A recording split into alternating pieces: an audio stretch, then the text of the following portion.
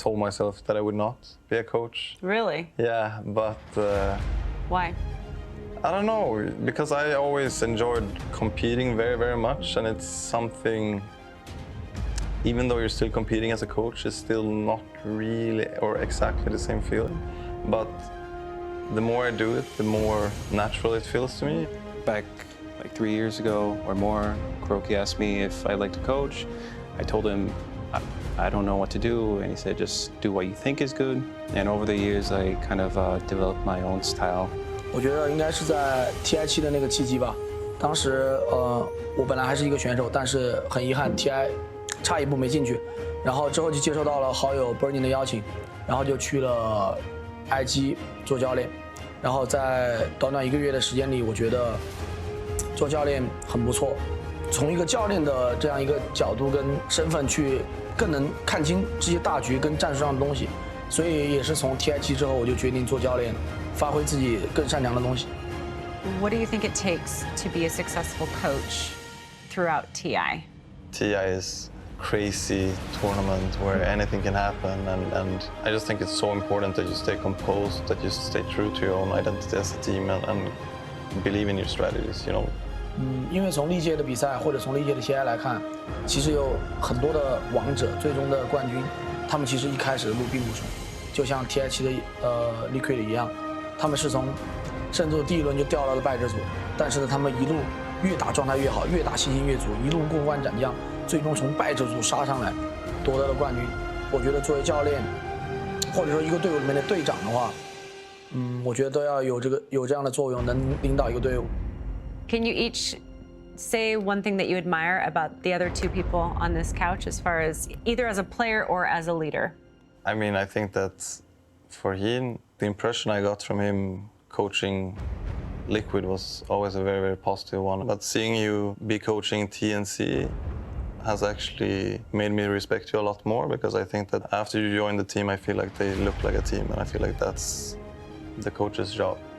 For TK, I would say I respect him immensely. I've known him for a long time. I've played against him. He really looks like he fits that role, and he looks responsible for all his boys, you know. But also, I think that in the beginning, when I was starting to coach, he even gave me some nice supportive words, and that really inspired me. What did he say? I mean, I can't really, you know, these are personal things. Nah, but you know, it's reminded you to focus on the important things, and then reminded you that what you have to do to help these young players perform, and the rest of it is personal between us, but I respect it's my boy. For me, I don't know where to start. Actually, I feel like very outclassed here, sitting between like 2 legends. For Loda, actually, he was Alliance was the first team I watched. I was absent for the first 2 TIs because of the military. And I remember thinking that Dota I was watching was so beautiful at the time. He was like one of the players that captivated me when I first switched to Dota 2. And I've heard him speak like outside of tournaments to his team, and he was very more emotional than me. Like he had a lot of motivational speech type of guy. I'm very mellow in terms of that. So that's something I'd like to learn from him. And for our TK, it's always been, he always does something magical to the team. Like we always say, we know he's the man behind this power that's driving this team forward. 我觉得首先很简单嘛，今天坐在这个3个人当中，我是唯一一个没有冠军头衔的人，然后对他们2个的尊敬自然就不用说了。我觉得就是这一份荣誉，我已经渴望他，可能渴望了有个8、9、10年了吧。就是Loda的话，我觉得今年他能把队伍带进 TI 已经非常非常的不容易了，因为我跟他的关系很好。Loda他其实之前就是受伤很严重，但是呢，他还是心系队伍，还是会经常在队伍里去探班。这种精神吧，我觉得很鼓舞大家。像现在 TNC 的教练Hen 的话，我们中国水友有句话就说 TNC 那个教练啊，Hen 有东西，就大概用他这个 ID， 然后来说他这个人作为一个教练很有东西。任何一个冠军团队里的每一个人，我觉得他必然都是有他的作用的。在这一方面，我觉得我是晚辈，我要多学习。Thank you. It's really fascinating to hear, and it's fun for me and hopefully for people who watch to kind of see the brotherhood that exists and the respect, even though you're on different teams. So, thank you. Ncgc. welcome. Loda, Keen, ROTK, three of a group of people who understand from both a coach's perspective and a player's perspective. And ROTK, more than anything, has a lot that he is putting on the line today in particular. Oh, man, and one of the great coaches left, and just a great guy, too. When we were filming that Vici skit, he was jumping all over the place, screaming at his teammates. The guy's a psychopath, but a good kind of psychopath, one that wins games, Casey. Now, I got a question for you, if you don't mind. You have talked to the most brilliant minds in all of Dota since forever, since TI3. Mostly all the best Dota knowledge could be locked in that brain. You've heard so much from them. What makes the best Dota players in your mind? That's a really good question. And I shall answer it. Honestly, the ones who are the best are the ones who understand the concept of playing as a team, the ones who communicate well, and the ones who are really good at being in the moment and adapting to failure.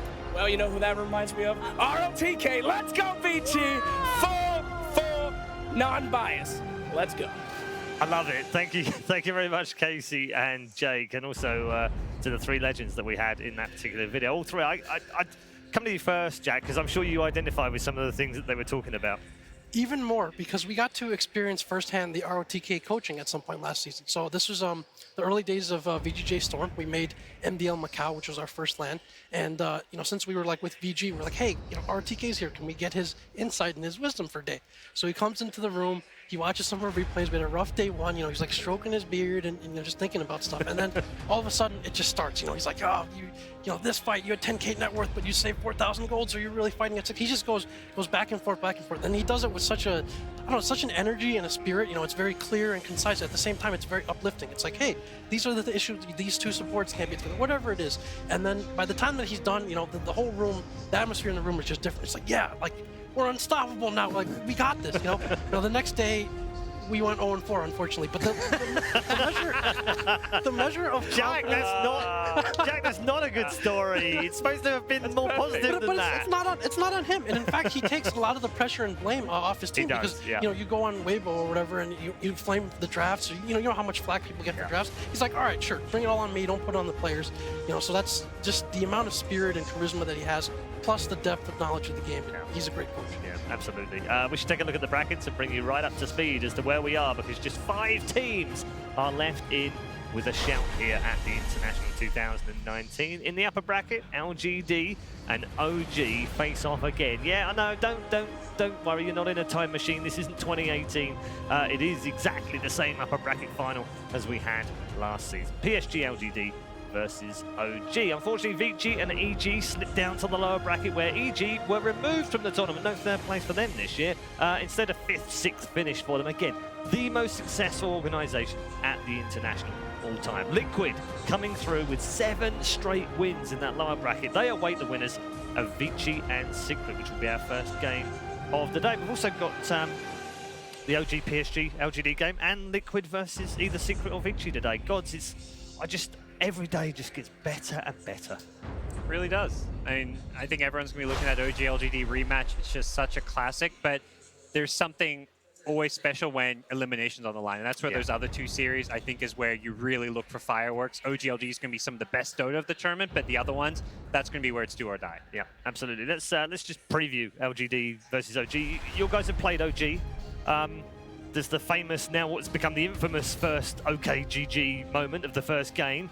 I mean, it kind of, you know, we were all sat there going, that's exactly how we feel. We're only watching. I guess I can say this now, but one of the reasons we were pretty confident coming in is because we played OG like 4 times before TI, and we did extremely well. Like, the games were, and then we're like, okay, we're kind of not sure, like maybe they're hiding something a little bit, maybe they're just testing some things out, but they're a pretty good team, so we were confident, right? And then we face them, you know, when the matches matter, and it's a totally different team. This team is just, it's one of those, it's just very scary because they stick to their own things. They stick to their own ideas. And then it's kind of just, it's almost like sometimes like, I don't care what you pick or what you're going to play against us. We just believe in us. And it's a psychological edge as well as a gameplay edge. It's like, oh, what do we ban against them? Or how do we deal with this? And then for them, their mid player, Thompson, is just one of the most unique players in the scene. Like his hero pool and his understanding of how to play those heroes is just radically different from everyone else. He's just got his own beat.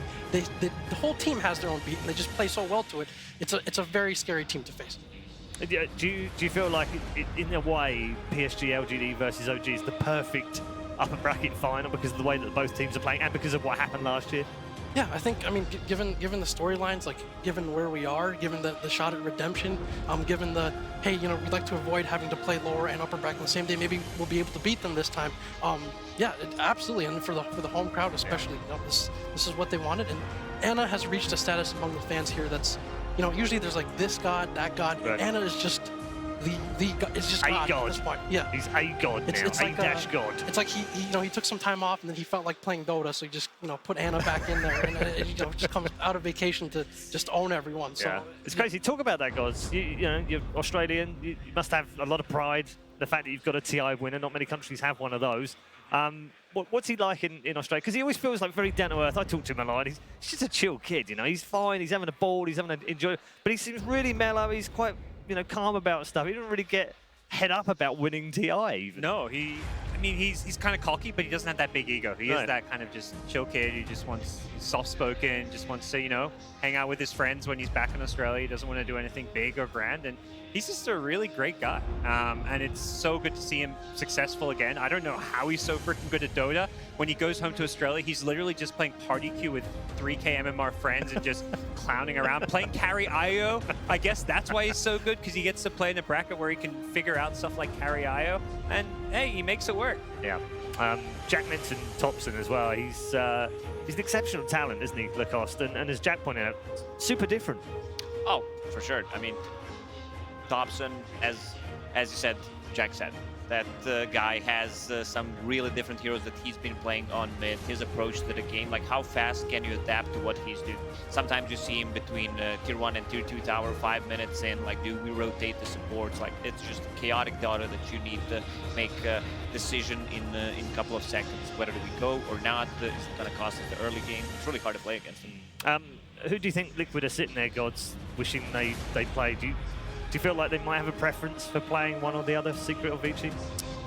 I don't think there's any clear one they'd prefer to play. And they're both tough teams. Yeah, and they both had great seasons. So now we're in the top 6. Everyone's so tough. I think maybe, you know, playing Vici in front of the Chinese crowd, that's a little intimidating. So, you know, you take away the crowd, maybe get the crowd on your side if you're playing against Secret. But end of the day, I think Liquid's going to feel like we're just going to beat whoever comes our way. How hard is it, do you think, for them to wait and find out who they're going to play? Because EG did that yesterday, it didn't work for them. I felt like Liquid, the middle series yesterday helped Liquid in some way, that it was quick because it allowed Liquid to kind of carry on their momentum from the morning. Yeah, momentum's always great when you're playing a TI, as long as you're not playing too much Dota too long. That's the, you know, LGD last year, playing 8 games in one day. I think for Liquid, you had a 2-0. Yeah, it was a very stressful game too. Nice little break to decompress, but not a long break. It's when you have to play a series, have a long break, you get tired, you get sleepy, you're sitting around eating, you know, trying to drink your energy drinks, whatever, and then you play. But no, they had a nice short break, got back on the stage. Quick 4-0 day for them, really. Yeah, absolutely. We're going to get into Secret versus Vici shortly. Jack, I wanted to talk about pressure. We've been talking about it a lot on the panel. Pressure on Chinese teams playing in China.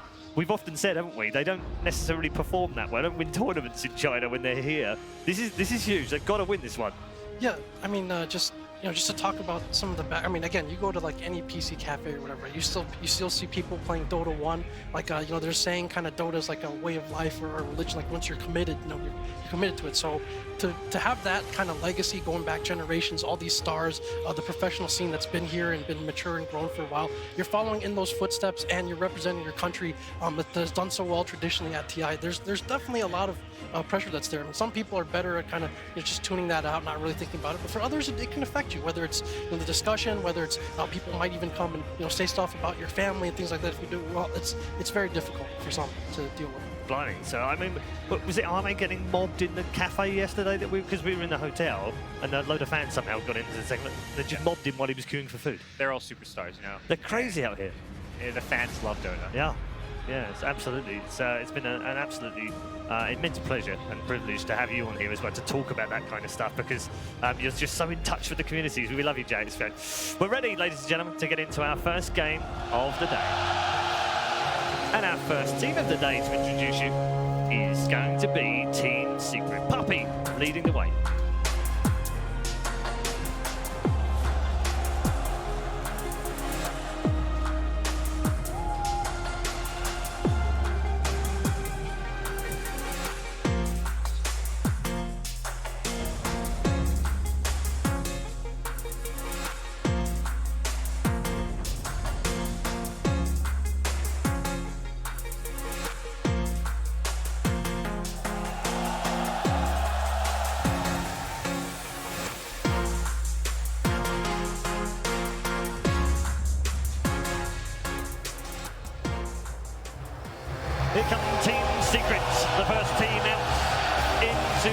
Mercedes-Benz Arena here in Shanghai on day number 5 of 6. We are getting very close, within touching distance, some might say, of lifting the Aegis of Champions. Only one of these players, the man at the front, has done that before. We're still searching for our second Aegis Champions, and Puppy is still in the running, along with 9 others left in the tournament so far, of the 25 players who still have a shot. Team Secret go head-to-head with Vici Gaming.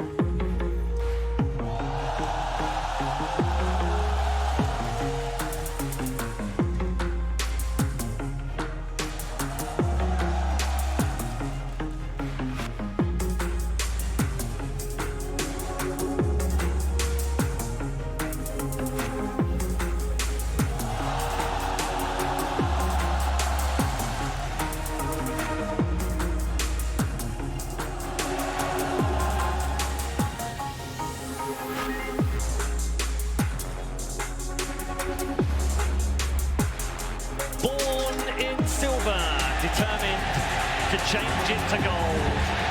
The home team come out to huge thunderous applause from the crowd, led by the legend ROTK.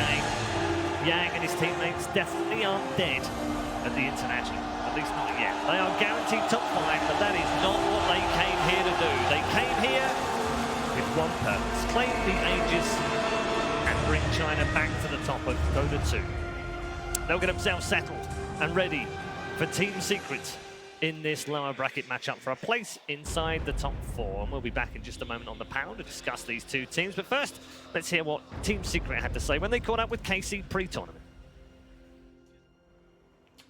Midwan, have you ever been pregnant? No. Casey, have you ever been pregnant? I have. We got the questions answered. We can leave. I'm gonna need my seat back. No, you don't. No? We'll keep it this way. Okay, fine. I want to hear a little bit about how the team has evolved, because last year at TI8, that was the best finish that you've had. So I want to know from you, what has changed and how do you feel coming into TI9? What do you think makes everything feel a little bit different? I guess the difference between now and before would be we like each other more, I would say. We don't really have any personal issues between each other. We just talk about games. Like, it's easier. Do you agree with that? Yeah. Everybody understands what they're supposed to be doing in a team. We have a really good chemistry together, and I've been kind of like searching for that exact chemistry between players, so they kind of like mesh. But like in the past, I've had a lot of issues with people just wanting to take over. Like, you know, it just happens naturally. You know, Kuro wanted to take us over, so like it just gets weird between people. And like there's Fly perhaps who wants to take over. There's a lot of people taking over here. It just gets clashy. It just gets annoying. So people start hating each other and all that stuff. But that's only like related to me. But a lot of the times you won't find out until you play with a team member, and then you understand like, oh, he wants to be the most important guy. How would you say that Puppy has changed as a leader in the time that you've played for him? I think when I first joined Secret, was I would say he wasn't that good at first. He wasn't the captain of the team for a long time, and sometimes he doubted himself too. He wasn't sure about stuff, and he needs to gain more experience back into his blood, like knowing what's the best, you know. Sometimes I believe in him, so I just kept on playing with him. You agree with that? Well, you know, tough times during that time, you know. Yeah. TI6 wasn't fun. I know. Yeah, a lot of doubt in that era of time. I mean, Dota's our life. It starts oozing into everything you do. You don't succeed in Dota, you're wrong in Dota, you're wrong in life. You tweeted in all caps at IceFrog a few months ago. Yeah. Did that make you feel better? Feel like he... It actually does. Yeah? Sometimes you actually just want to shout at the gods, you know, like... That's true. What is this shit, you know? You don't know. Exactly. Like... I want to switch a little bit to how you do think that you've been playing this season. Specific to VP, you both are neck and neck as far as how you're doing in the ratings with DPC. So how are you different? What do you think is the biggest reason that you can be more successful than VP at TI? we can be more successful because we can just be better than them. And it's just weird because like in Dota, it's if you're correct, you win. If you're not, you don't. So in order to win TI, something magical needs to happen. Like everything needs to fit, everything needs to align. For now, I feel like we have a lot of those alignments going in our favor, and that's why we can probably be better than VP. Pretty much everybody we've talked to has said that TI seems to be different for a lot of reasons. It's bigger than all the other tournaments, but also the mentality of it seems to be different, where anything can happen for any team. Knowing that you're #1 in DPC coming in, does that mean anything to you at all because it's TI, or do you use that as a source of confidence as you start group stage? Nah, it's like doesn't matter. We've all been there. You know, we've seen it many times before. Being a dominant team in the year does not mean that you will win TI. So we don't care. Yeah, it's true. You might be a major winner, but when it comes to TI, you might be nothing, you know. You never know. Yeah, we're losers. Only if we win. We're not losers. Second place, you're a loser. Good night, everyone. What is this, late night? Jesus. Good night, everyone. Yay! That's a wrap. That's a wrap. Thank you, guys. Yeah, I think my job is safe, at least from Puppy's hands right now. Mid one with Puppy there, talking to Casey before the tournament began, and obviously talking about exceeding expectations and basically not being a loser, gods. There was lots in there I could bring out. But let's talk about the whole too many people wanting to take over, because that feels like a similar thing in any team, and I didn't expect it to hear a Puppy team like that. You see him as this larger-than-life character. He's strong, he's in front of his team, he's taking all the flack, he's drafting. That's the guy I see, and yet actually he's just as susceptible to all of it as everyone else. Sure, but I think the key thing with Puppy teams is it's Puppy's way or the highway. And I think a lot of these successful teams have these really dominant captains or figures in charge. And it's very clear when you see who's walking out in front on stage. You have Puppy leading the way. ROTK for Vici Gaming there. He may be the coach, but he's leading the team up there. He's kind of the emotional figurehead of this team, and those are the people that you look to when times get tough. I like how he says that there's only one correct way of playing Dota, otherwise you lose. And this is what you want to see from your captain, the confidence, and as you mentioned, my way or the highway from Puppy. Puppy is the dominant alpha male, and you can't have more than one in the back. I think there's a dichotomy between in-game leadership, obviously, and out-of-game leadership, right? Like, I've heard that Puppy is actually a very inclusive captain when it comes to drafting ideas, heroes. Like he's very open to trying things. Secret for most of the year, although they started to narrow things down very recently, they've been willing to play seemingly anything, and so they'll experiment with a lot of ideas. But then, what about out-of-game? What does the captain do out-of-game? Is he the one who sets the example? Is he the one who does things the right way? Is he the one who deals with issues? And is he the rock that you can kind of lean on? So those are two very different things at times. I think out-of-game, unquestionably, that's what he is. And there's a reason you see some of the same captains and very successful people at the top of the game consistently, because they just have that leadership. They're the ones who build teams. They're the ones who players flock to learn and to be led and to be able to handle the high-pressure situations like TI. And then there's in the game, it can be very different from person to person, but they've been an interesting team all year, and they've been dominant at times, too. Absolutely. On the other side of things, very quickly, before we get into the draft, Jack, Vici, it's very much led by RO2K. Explain to the people outside of China the kind of reverence in which he is held in China, because he's a god out here. Yeah, there's only a few coaches who, I guess, are kind of franchise coaches. Like, people will pay huge amounts from them. In many cases, get paid more than the players, are treated better than the players. And ROTK is definitely one of them. He's a larger-than-life personality. He's known and learned so much about the game. He's experienced it himself. He's just a great leader. He just has that energy, that charisma that makes you believe. It makes you think whatever he says.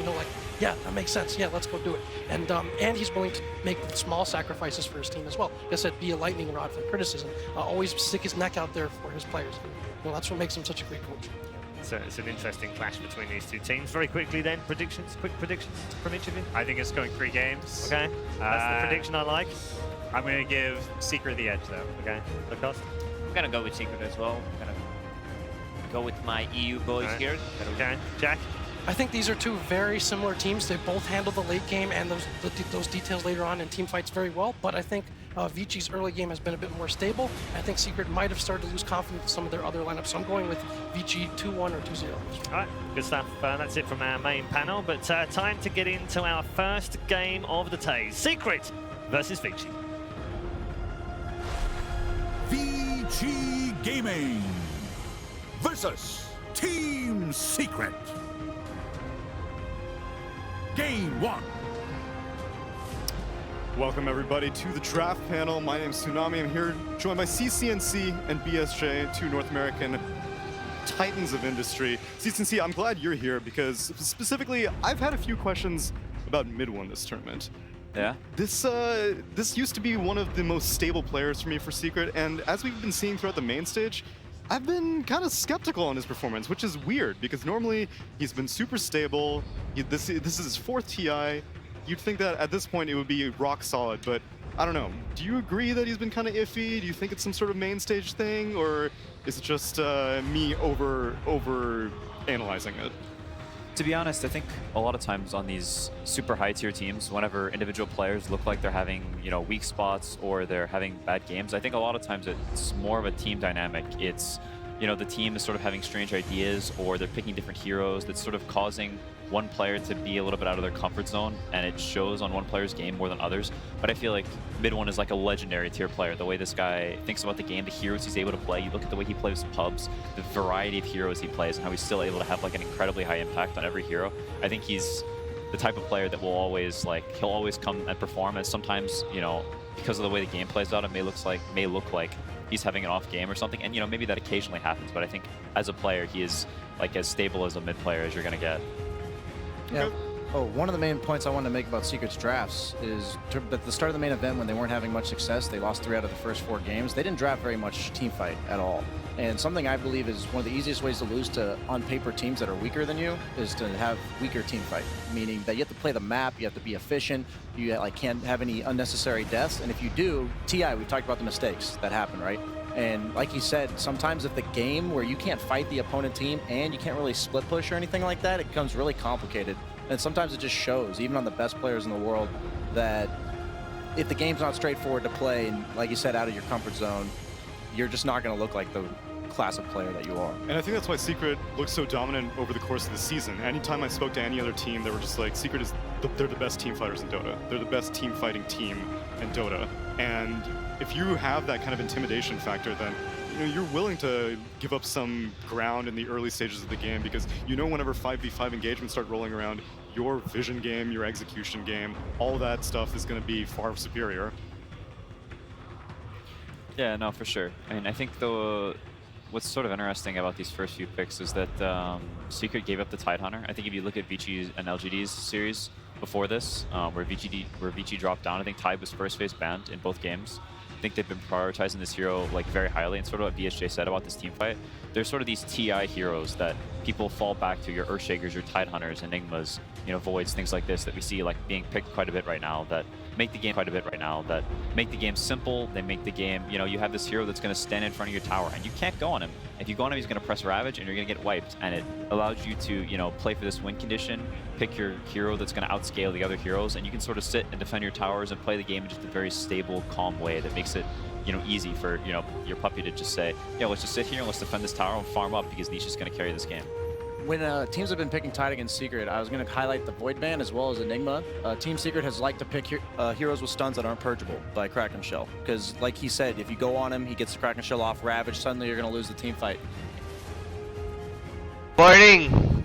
It's your boy EZ here again. And magandang umaga. Kuya Eman nga pala. Nagbabalik kami ngayon para sa first match of the day. Day 4 na to na TI. Abangan nyo bukas yung Grand Finals, guys. And ang mangyayari ngayon, maglalaban ngayon Kuya EZ. Oh, Secret versus Vici Gaming. Naku po, best of 3. Magiging magandang laban to Kuya EZ. Mainit na laban to, Kuya Eman. Oo, kasi mag-expect ako ni Day 5 pala, Day 5. Day 5, oo, Day 5 tayo ngayon. Tapos, ang laban na to, magiging mainit to Kuya EZ. Mag-expect ako dito na best of 3 talaga to. Oo, kasi, di pa patalo Vici Gaming dito. Oo, sa Vici Gaming versus Team Secret na to is kakalabanin yung Team Liquid mamayang alas 5. Oo, mamayang hapon. Abangan nyo guys. Pero, isa din sa pinaka inaabangan ng lahat ng Dota 2 fans, Kuya AC. LGD versus OG. Ang pinaka inaantay na rematch. Oo. Nako, magre-reunion sila, hindi lang OG at saka EG nag-reunion. LGD. Pati OG din. OG din. Oo, ito na yung time para makaganto yung LGD sa kanilang pagkakamali last year. Then punta tayo sa drafting phase, Kuya AC. Anong masasabi mo sa mga pick dito ng magkabilang team? Para sa Team Secret, no? Kinuha talaga nila yung Rubik kasi gusto nila nakawin yung mga ultimates ng Vici Gaming, which is Ravage, Finger. So grabing burst talaga na skill. Yes, maganda yun. Pinaka malakas doon, pinaka importante is makuha nila yung Ravage talaga sa Clash. So tingin ko lambot nung Vici Gaming dito. Oo. Centaur, Elder Titan, tapos Rubik. Tapos yung Rubik pa talaga, meron siyang magic resistance. Yung kanyang third skill, yung kanyang aura. Then, same time, magic amplifier din yung third skill niya. Mas masakit. Kung merong, kung tatamaan ng aura yung mga kasama niya. Di ba dati yung third skill ni Rubik, pwede mo siyang i-activate. I-activate mo kung defense type or offense type. Yung offense type is meron kang mag-amplify damage. Then yung defense type is magic resistance. Pero ngayon sinabay na nila. Parang all-in-one na siya. All-in-one na siya. So maganda 'yun. Kasi hindi mo na kailangan i-adjust pa. So mas lalakas yung Rubik ngayon. Pero mas masakit na yung magic amplifier kasi sa resistant konti lang tatagdag. Pero ayos lang yun, Kuya AC. Tingin ko Vici Gaming. Magpo-forward pick sila ng mid dito, Kuya AC, or hindi, meron na silang mid eh. Possible Leshrac mid. Baka mag-S-Ben. Baka, pwede. Uy, last Spirit pick pala. carry. Last pick carry dito ng Vici Gaming. Kasi hindi nila pwedeng ilabas yung carry nila agad. Dahil posibleng maka-counter sila ng Team Secret dito. Na kukuha ng core na pwedeng i-counter yung carry nila. So ano kaya magiging mid siguro to. Para sa akin mid siguro tong Team Secret. Pero Leshrac mid okay naman. Grabe yung tower dito. Yung pushing, meron sila pushing capability. Etong tatlo kasing hero na to sa Vici Gaming, itong Tide, Lion, tsaka Earth Spirit, walang tower damage. So at least meron silang Leshrac. Dito, gamit na yung Diabolic Edict na pangpugak ng Torre. Maybe, Kuya AC, yung carry nila dito. Uy, nagpick ako ng carry, Kuya AC. Ay, mid pala! Mid, Gyrocopter, yan. Kasi dito, sa Vici Gaming nga, kulang sila ng tower damage. Siguro magiging carry nila dito is malaki yung damage niya sa Torre. Yung malakas ba pumush para hindi sila matagalan sa pagpugak ng Torre kung meron man silang chance na ma-wipe yung Team Secret. Pero Team Secret din naman, sakto lang din yung baho sa Torre nila, Gyrocopter. Pero tingnan natin, ano kayo tingin mo? Ano tingin mo, Kuya AC, magiging last ba ng ano? Ay, binan nila yung Kunka. S-Ben. Binan nila yung Kunka, Kuya AC. S-Ben. Banila S-Ben. Ayun, Sven. Ayo carry? Ayo carry to. Ayo carry? Gyro mid? Ayo carry. Baka Rubik mid. Kasi kung magro-Rubik mid, di ba si Yapzor yung nagro-Rubik sa kanila. Papi is Elder Titan talaga si Papi. Pero wala sa akin. natin. Tingnan natin. Pwede rin to Ayo carry. Kasi si mid 1, mahilig yun mag-eksperimento ng hero eh. Tulad kahapon, Earthshaker mid, di ba? Malay nyo, ano pala siya dito, Rubik mid. Pero tingnan natin, kasi bilang dito yung Sven, last ba ng Team Secret, Sven, ano kaya magiging last pick dito ng Vici Gaming na malamang is yung kanilang hard carry. Pero grabe, sobrang para sa akin. Sobrang planado yung Team Secret dito. Confident kasi masyado mag-pick nung Ayo. Oo, Kuya AC, last pick Ayo talaga. Faceless Void? Uy, Medusa! Ay, okay lang. Ayos lang. Sakto lang yung Medusa kasi... Di siya Ayo. Di siya Ayo. Pero, ay, nako! Carry Ayo nga. Kasi kung magmi-mid Rubik, hindi naman nagmi-mid Rubik si mid 1. Yapzor talaga yan, automatic yan. Rubik God yan eh. Tapos dito, sa Medusa, yung kabila, okay lang din para sa kanila kasi andun naman si Yapzor. Anytime, pwede niya makuha yung Stone Gaze. Pwede niya makuha yung Ravage. Ravage, Finger. Kumbaga, yung Team Secret, aasa sila kay Yapzor dito. And ipapasa na namin sa aming mga poging caster. And ako nga pala si Kuya Eman. Ako, it's your boy C here again. Babalik kami pagkatapos ng game na ito.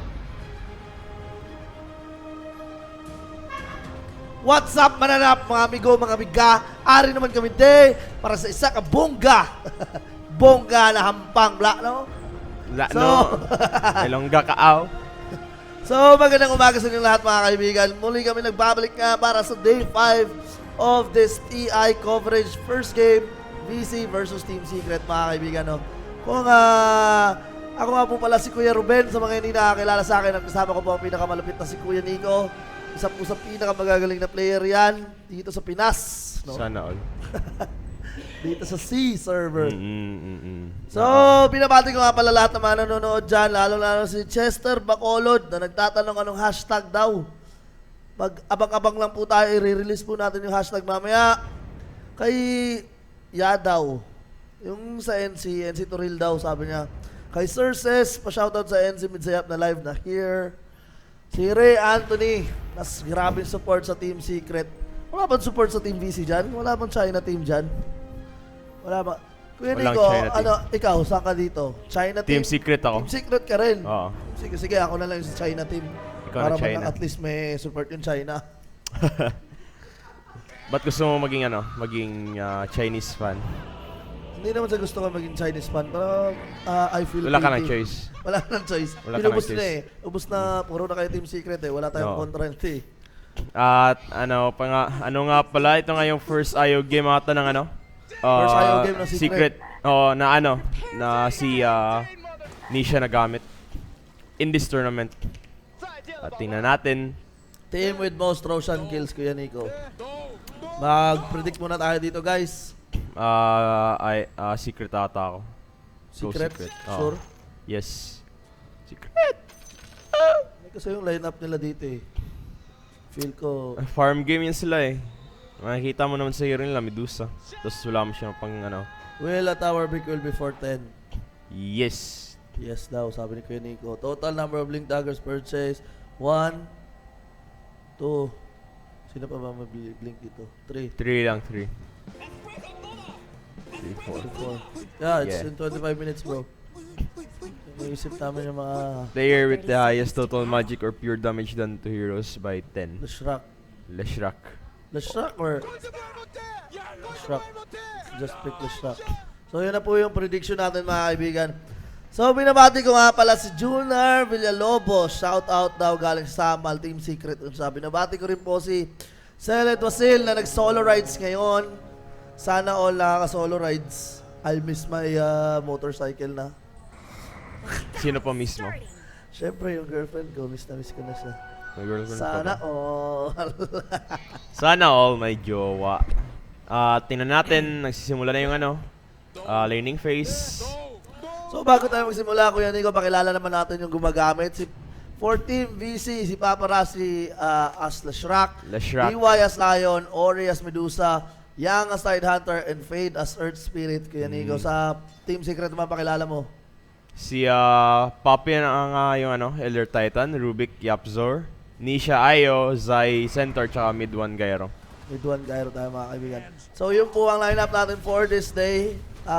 Dito naman makikita natin sa middle lane, Ori versus Mid 1. So CS gaming lang talaga to. At saka alam naman natin ang Chinese team is very much likely to just farm and farm, no? Talaga. Ewan ko nga kung gagawa ba ng space, mag-rotate ba ito mga kasama niya para magawan siya ng space. But Team Secret, as we all know na sobrang bilis niyan mag-rotate, di ba Kuya Nico? Lalo-lalo na si Yapzor. At meron pa silang ES. Wala, nako, tingnan natin. Nakikita nga pala natin na... 3 dito sa top lane eh. Oo, Try sila. So, ano yung nandun sa baba? Tinapat nila ang Centaur at Tide Centaur Hunter. tsaka Tide. Paningin mo Kuya Nico, sino lalamang? Centaur, Tide, Harasan, and CS. If farm, mananalo ata yung Tide. Dahil meron siyang Anchor Smash. Oo. Habang sa naman, Centaur, feel ko hindi masyado siya maka-haras sa Tide kasi wala siyang harassing capabilities. Wala rin siya yung range na harass capabilities. Oo. At kailangan din natin niya ng stocks para lang talaga makaharas siya ng maayos. Kaya dependent talaga siya sa tawag nito. Retaliate para makakuha ng damage. Ay, oo rin. Tapos pwede rin siyang iwasan lang ni Centaur, diba? Ay, ni Tide doon, diba? Pero dito sa middle lane, mid 1, nahihirapang makapag-farm mga kaibigan. Dahil ba, ano yung starting item niya? Nakapag naman na siya. Mahirap talaga kasi haharasin siya ng Mystic Snake at saka mana-dependent kasi yung di ba Kuya Nico? Mana-dependent dito ang Gyrocopter in the early phase of the game. Pero dito sa top lane mga kaibigan, nagkakaharasan Papi dito, mukhang maipit, tatamaan po ng boulder, tatamaan ng stun, bibigyan ng split earth, mapapatay ba? Papi going down, paparazzi grabbing the first blood mga kaibigan. Napakalupit pero Lion will also die in the hands of the enemy, no? So, nagkapalitan lang sila. But the first blood was given to Team Vici. Sila yung nakakuha ng first blood. So, mas malaki yun na mas malaking gold yun. Oh, that is 282 gold, mga kaibigan. So, anyways, 3 minutes into the game. 1-1 pa lang score natin. Ano ba yung binet natin dito yung sa 10 minutes, Kuya Nico? Wala, si Papi pa yung pinakamalaki. Kasi yung niya tawag ito? Yung palagi mo kinukwento yung sa astral niya. Astral Spirit. Di Astral Imprisonment, sabi ni Kuya Eman. Eto na naman sa top lane, nagkakarasan naman Papi, mukhang maipit. Fade dito, tatama ang Boulder Smash. Meron pa pang Fury Fair. Secret na Voodoo, pero nako po, i-absorb. Gustong patay si Fade at inabutan nga. Napatay na tuloy, but the Split Earth will connect. Nisha here, regaining. Nako, hinihil lang po ni Nisha. Ang lakas ng heal. Grabe yung heal. Napaka-OP mga kaibigan this early stages of the fight. Hindi talagang nakaka-sustain sa Kuya Nicky. Pero Fade dito, makikipagbakbakan na naman, papasok na naman, tatama ng boulders, mas tatamaan ng stun. Nakapagbundak pa dito si Papi. Hinahabol, Nisha, tatamaan ng kidlat, pero hindi na mamamatay. DY, napakalit ng HP, kaya mapapatra sila. Papi, napakasakit. With his charge. Meron pa siyang astral charge ata eh. Ay, wala na. Maganda na itong Elder Titan in terms of harassing. At saka pang zone out ng mga kalaban. Nakita natin yung kanina, na-slip yung Celeste Rock na may posibilidad na mapatay na si Nisha. Pwede sana mapatay si Nisha doon, Kuya Nico. Kung nasundan yung split earth, na-follow up siya ng damage na iba pa, talagang aabutan sana. Pero na-slip siya eh. Yun yung maganda, pwede sila mag-counter retaliate. Tapos, ang daan kay Nisha, kasi nga, kaya niyang i-sustain yung sarili niya, kaya niyang i-sustain yung teammates niya. Kaya, Nico, pag nag-tether ba siya, na-heal rin ba siya? O yung kasama niya lang? Kasama lang. Kasama. Napaka-OP na rin kung na-heal rin siya. Tingnan natin ngayon, nagpupulata si Yapzor. Kailangan talaga nila mag-pull dito. They need the advantage on this tower. Dahil pag nag-extend kasi sila, pwede silang i-dive. Kasi mayroong diving capability ang Look, grabe, ang dami stock. Para kanino yun? Elder Titan nata yun. Kasi yung Astral Spirit niya, bibigay ng damage. Ang dami stock, Oo. Feel ko, 4 na stock na ata yun or 3? 3 na yan, Kuya Nico. Habang nagpo-pull pa talaga. So, binabati ko nga pala, Rodley, Clyde, mga idol, pa-shoutout kami ngayon. Patay ata siyang dito. Naku, uy, kasakita ni... Uy, may bote siya? Excuse me. Bote, Kuya. Jesus. Dito naman sa top lane, mga kaibigan, hinahabol na si Paparazzi. Stampede will be committed. DY, pilit na hinahabol rin. Mukha mapapatay ba? Nako po, binigyan ng malupit na sumtok ni Papi. Nabigyan na knockout po. Papi is the Manny Pacquiao of EU. Nakikipag-sumbagay lang. Makiksumbagay lang man, bianga. So yun nga, inuulit ko, binabati ko nga pala si Rodriguez, Clyde, mga idol, pa-shoutout, nanonood kami dito sa barko, kasama ko mga seaman ko, kasama Break time kasi galing na Mintura. So, thank you very much for choosing Ncgc Esports to watch, no? Thank you very much. Binabati ko rin po si Maymay Fronda na napakaganda. Mga lilibre pa siya ng 3 bucket mamaya. Dahil kahapon hindi kami natuloy. Binabati rin po pala namin si malupit na Ed Kaguluhan, mga kaibigan. Number 1. Yan o, alam mo yan? Kita mo yan? Number 1 yan. At binabati ko rin po, nako, eto na. Bigyan muna natin ng malupit dito si Zai. Tatamaan po ng Ravage. Multiple CCs are being committed. Pero napakakunat ni Zai. Zai dito, parang wala lang. Sobrang kunat. Talagang hindi pa enough yung mga damage ng ating team Radiant dito, Kuya Nico.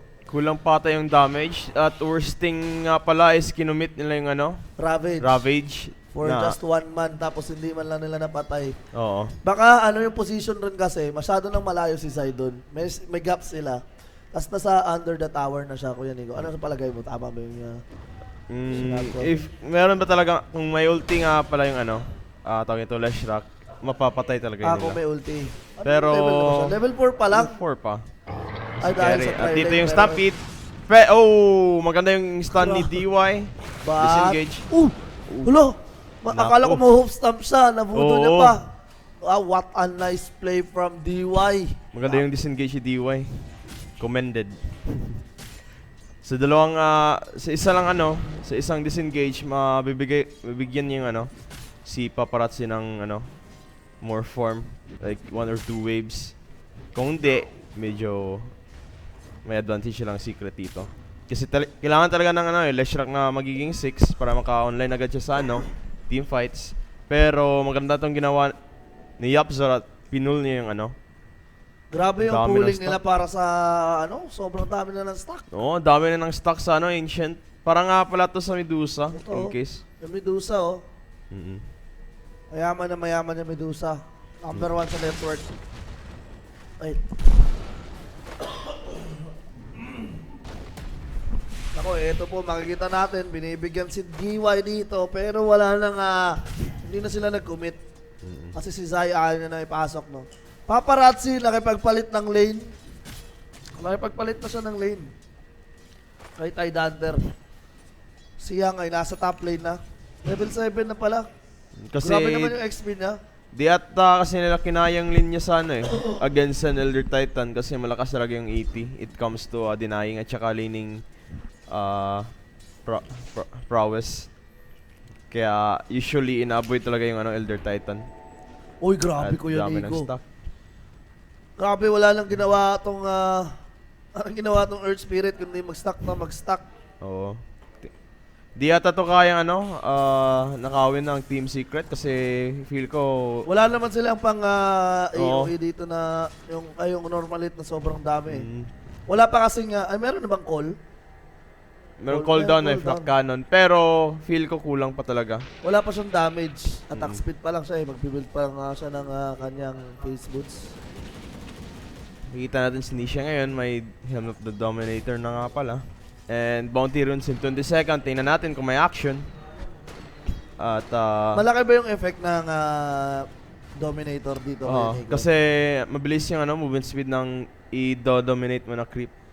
Kaya yan ang binibili ng ano, ng IO carry. Pero paano yun yung ano, so hindi na siya battle type. Ano pa ba ang build ng IO carry ngayon, Kuya Nico? Ags. Maelstrom. Rush Ags. Tsaka pwede ka rin bumili ng ano, Heart agad. Depende lang sa'yo. Pero anong effect ng Aghanims ng IO? Yung iti-tether niya merong Aghanims effect? Hindi. Mag-only yung tawag nito. Second skill niya. Okay. Yung spirits. Magiging only na siya. Only rice. Only rice. Mahilig ka talaga sa pagkain, Kiarob. Ay nako. Hindi mo na kailangan pang i-mention. Pero dito sa bottom lane, let's see. Pinipressure nila yung lane sa Team Secret. Ayaw nilang magkaroon ng space dito si Paparazzi para makapag-farm eh. Naku, wala. Papunta na nga pala yung gyro papunta dito. Oo. Tingnan natin kung i-dive ba nila or hindi. Feel ko i-dive nila. They have cooldown. Pero may TP. TP si Fade. Gusto ata nilang ano, labanan tong Nako, nakita tier na 1. si DY. Pumasok pa si Zai. Patay na si Zai. Dito si Zai, mga kaibigan. Aabutan, tatamaan, babanggain, mapapatay ng tuluyan. Napakabilis, napaka-fast. Walang kinakatakutan, walang inuurungan. Servisyong totoo lamang. Yun po sinasabi ng Team Vici dito, no? So, it is a very, surprising, Kuya Nico, no? Na Team Vici is actually being aggressive in this game. Pero it's a good thing naman na naging aggressive sila because this is a really big space they are creating for Ori. Natin, I estimate in just 16-15 minutes may manta na to si Medusa, Kuya Nico, kung patuloy pa rin yung farm niya. And the multiple stacks, nako. Hindi siya mamamatay. Medyo, di talaga ito magaganda sa side sa Team Secret if continue pa rin yung farm ng Medusa. Fade. At maganda rin yung pag-hold ng kasi hindi talaga nila gusto ibigay yung tier 1 tower sa bot.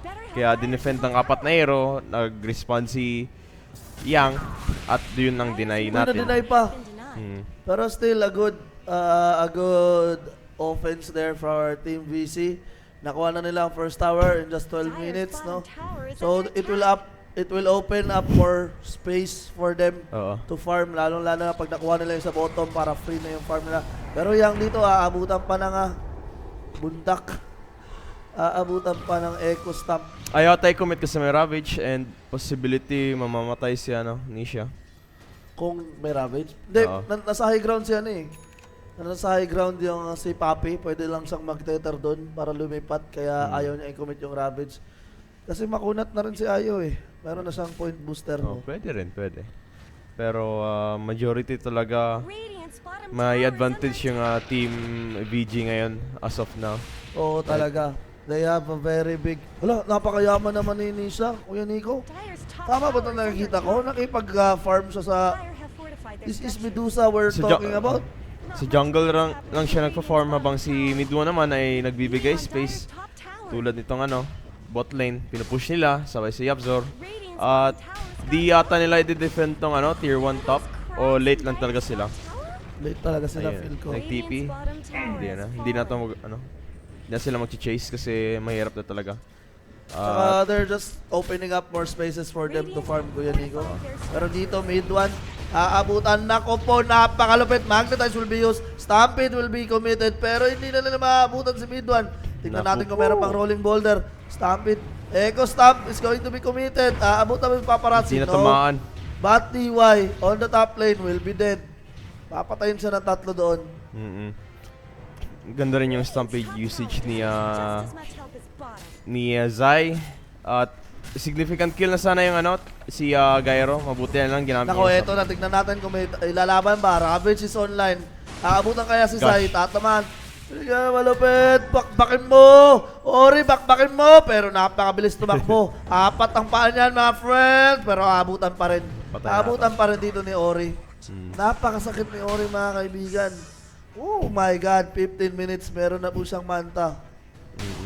Super yaman, super lakas. Pero hindi ako makapaniwala, Kuya Nico, na ganito kabilis mag-farm ang IO. Mabilis talaga mag-farm yung IO. Dahil sa spirits niya? Oo, and medyo talaga yung IO Like, parang may burst if may 15 talent na. Ano ba yung level 15 talent niya? 75 Spirit Hero da. Oh, shit. Skita na, Parang so, finger na rin yan. So, every time na tumatama siya, per spirit ba yun? Apat yung spirit niya. Spirit. 5. Ay, 5 ba? 75 times 5. Ilan ba yun? 50 times 5 is 250 25 times 5 is 125. So, that is 325. 325 rin kung sa isang hero lang tumama. Ngayon, ilan ba yan? Hindi nakikita.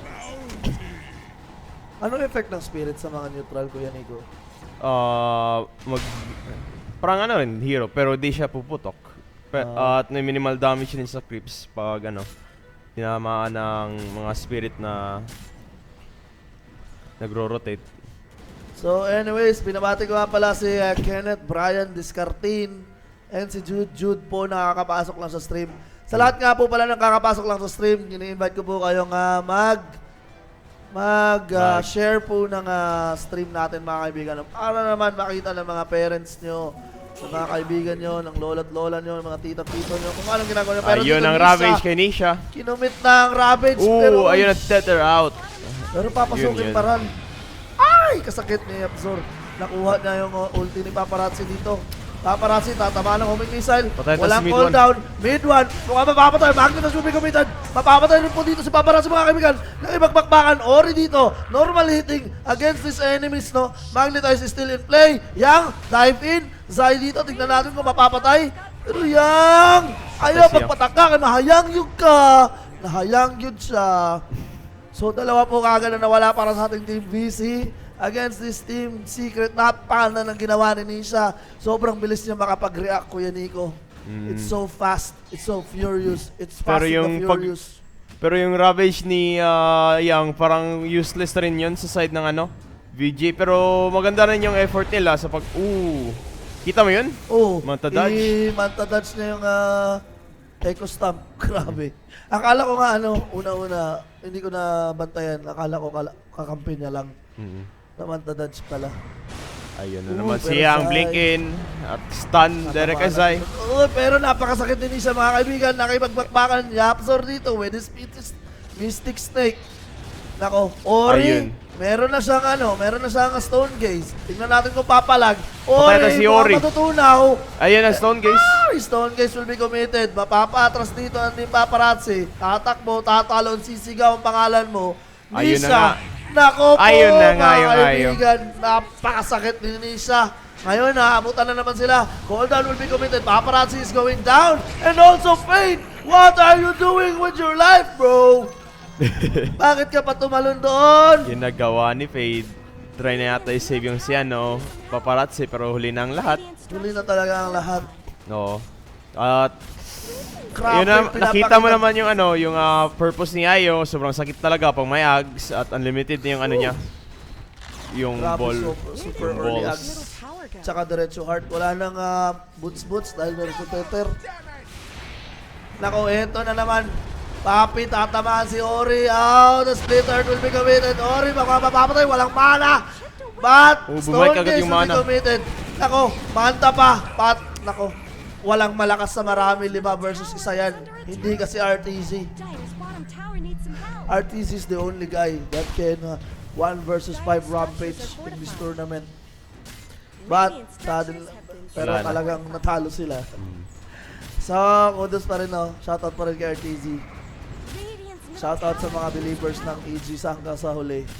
I believe in, proud ako sa inyo dahil proud kayo sa team ko kahit talo. Oo. Dapat ganun talaga yung mindset ng fans parang natin. Si Kuya Nico, OG yan siya. Pag natalo yung OG, hindi yan siya magagalit. Sasabihin niya lang na I'm still proud of OG. Di ba Kuya Nico? Ganun ka rin ba? Nakakainis din yung mga nagbibet tapos magalit lang sa team. Di ba? Sarap sa pakin. Akala mo naman talaga ang laki ng ambag nila. Oo.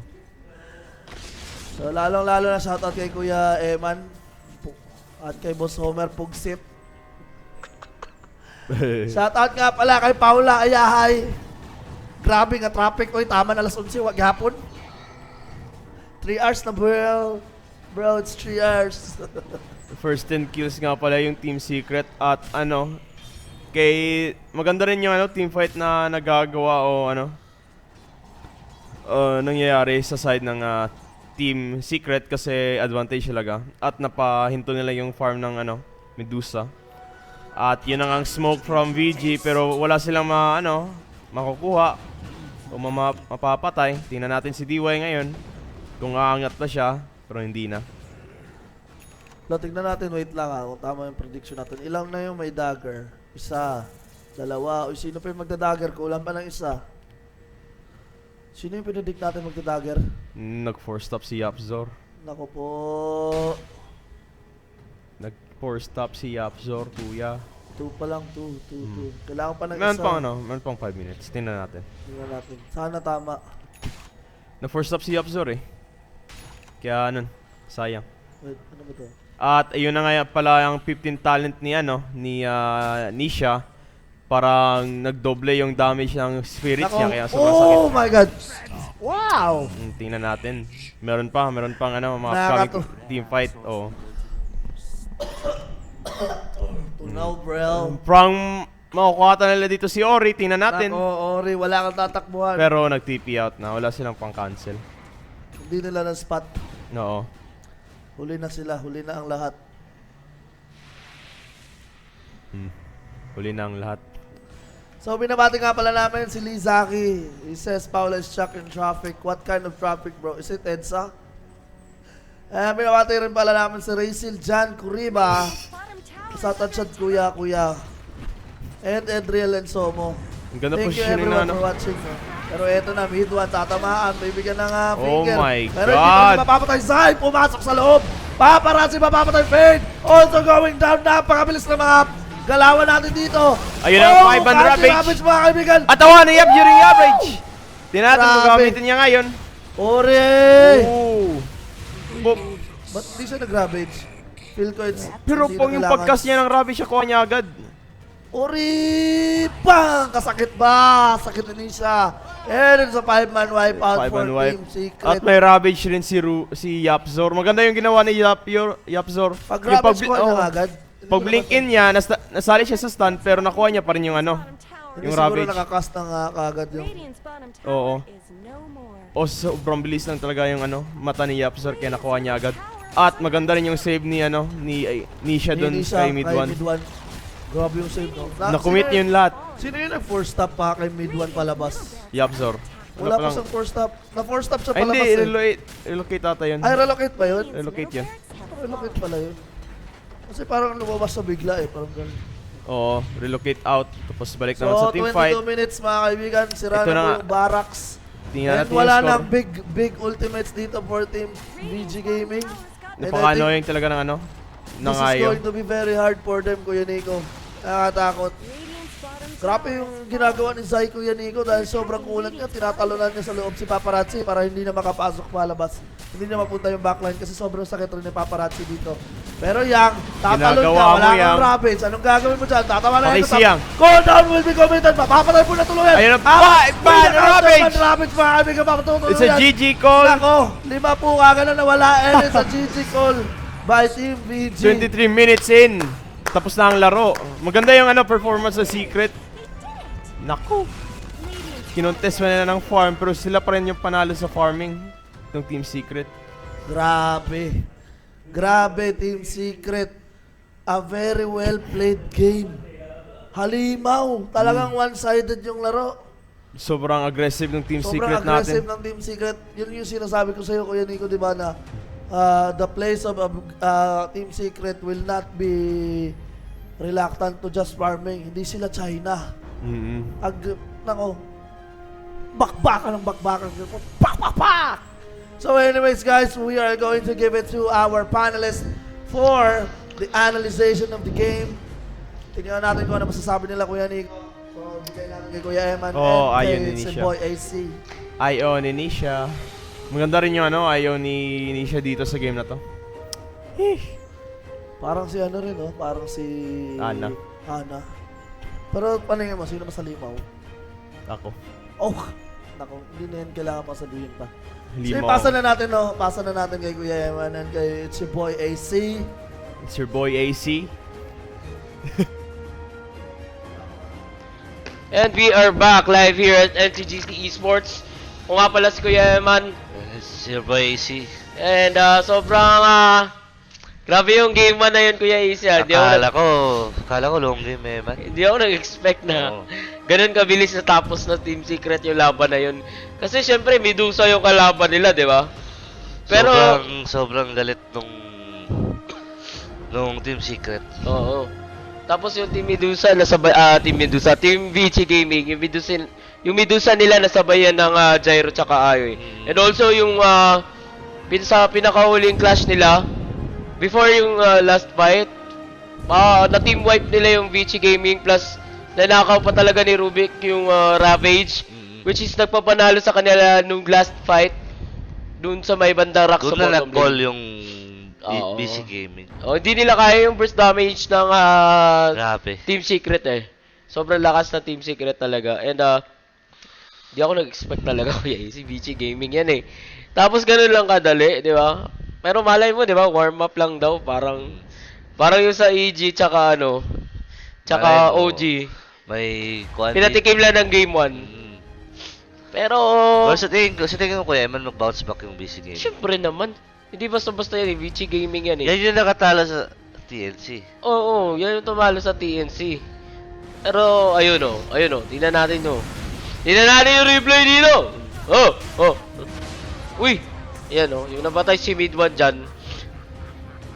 Pero akala ko nga lalamang na yung Vici Gaming dito kuya AC. Pero in terms sa tower, no, lamang talaga ang Vici dyan. Ewan ko bakit sila nag-give up agad. Yung Ayo ba na kapag hindi ganun kabilis yung Aganims niya ba? Mabilis. Oo, buti lang nakuha yung Aganims niya agad. Oo. Kasi medyo may na-miss kaming mga scene sa games talaga. Kasi may meeting kami doon with Gaben. Pero dito yung clash talaga, parang mapapatay nila si Medusa dito eh. Tapos dito sila lumamang talaga kuya AC. Ayos ba tayo dyan? Ayos ba tayo dyan mga sir? Sakit masyado nung second skill talaga. Oo, tsaka yung Wisp na Aganims, masakit talaga yun. Akala ko nga hindi masyado magaling si Nisha mag-ayo, like Ana, pero grabe, iba yung ayo niya dito. Pinagandaan talaga nila. Talaga, akala ko nga OG lang yung mag-aayo carry. Pero Team Secret din pala. Dito yata yung na-team wipe eh. Na-team wipe nila yung Secret. Tapos nanakaw ni Yapzor yung Ravage. Ayun! Na-stun siya pero nanakaw niya yung Ravage. Yun kanina. Yung before matapos ang laro. Then ayun. Panalo sila dyan. Na-wipe out nila yung Vici Gaming dyan. Medusa kasi hindi nakapag grabe. Hindi siya makatagal sa clash. Nauubusan siya ng mana agad kasi binabaraton siya dito. Sobrang sakit. Tropa ng Team Secret. Ayun oh, dito na. Nakuha ni Yapzor yung Ravage na yon, which is nagpapanalo talaga sa kanila ng todo-todo kuya AC. Grabe. Wala na GG call. Matik yan. Pala. Then, meron pa naman game 2. Kasi best of 3 tayo dito. Team Secret versus Team Vici Gaming. Magbabalik kami. Agad-agad. Magbe-break lang kami ng 5 minutes. 5 minutes. Regards kay Paula Ayahay na nanonood ng flip-top kagabi sa Lysas. Oo. Ayahay na Ace. Ayahay kayo. Masyado. Schedule di ba niya ron? Schedule niya. Schedule mo ngayon Flip-top pa more. Magingay dito Ncgc tayo ngayon. AC versus Powex ang maglalaban. 5 minuto para kay AC. Hoy! Tara na dito! Binigay ko yung boto ko kay AC guys. Sobrang lupit na mga banat niya. Walang tapon. Solid yung bars. Blow by blow. Every linya niya punchline talaga. And sobrang lupit. Si Pawix kasi medyo nag-choke. Nag-stumble siya doon. And na-choke siya tapos hindi siya sumipot. And then, bibigay ko yung wala siya ngayon, di ba? Wala siyang masabi kay Kuya AC. Wala siyang masabi ngayon.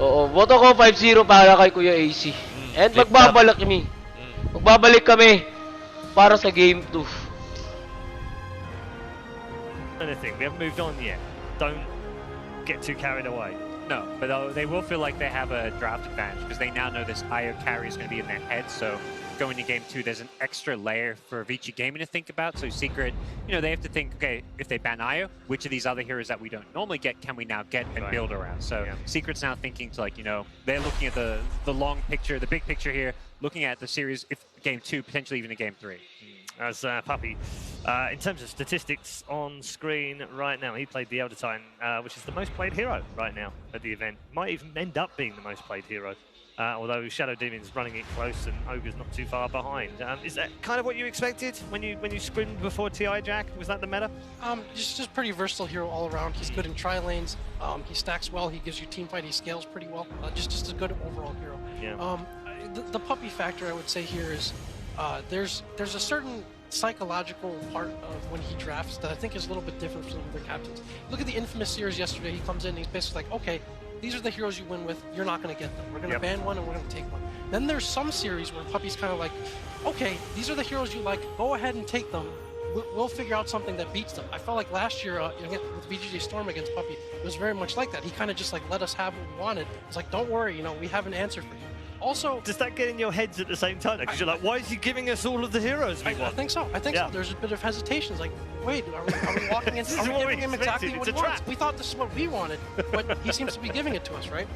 And then for this series, again, he has also very versatile players to make use of. So, for this series, maybe he thinks if we play straight up kind of honest Dota against Vici, maybe it's not such a great outlook for us. And then, he has this mid one on his team. This guy with a hero Ocean who plays just about anything out of mid. It could be a Brood. It could be even a Meepo that we've seen, anything. And so I think that might be the tool that he's thinking, hey, maybe this is what gives me the edge against Vici Gaming. Maybe they, straight up, like they're a very solid team as well. Maybe we need to do something like that and just throw them completely off balance. It's such a valuable play to have. Mid one would literally go into pubs and random and then go mid, whatever hero he gets. This guy, his hero pool is the entire Dota pool. I don't think there's a hero he cannot play. Okay, we're going to take a look at some statistics on heroes right now.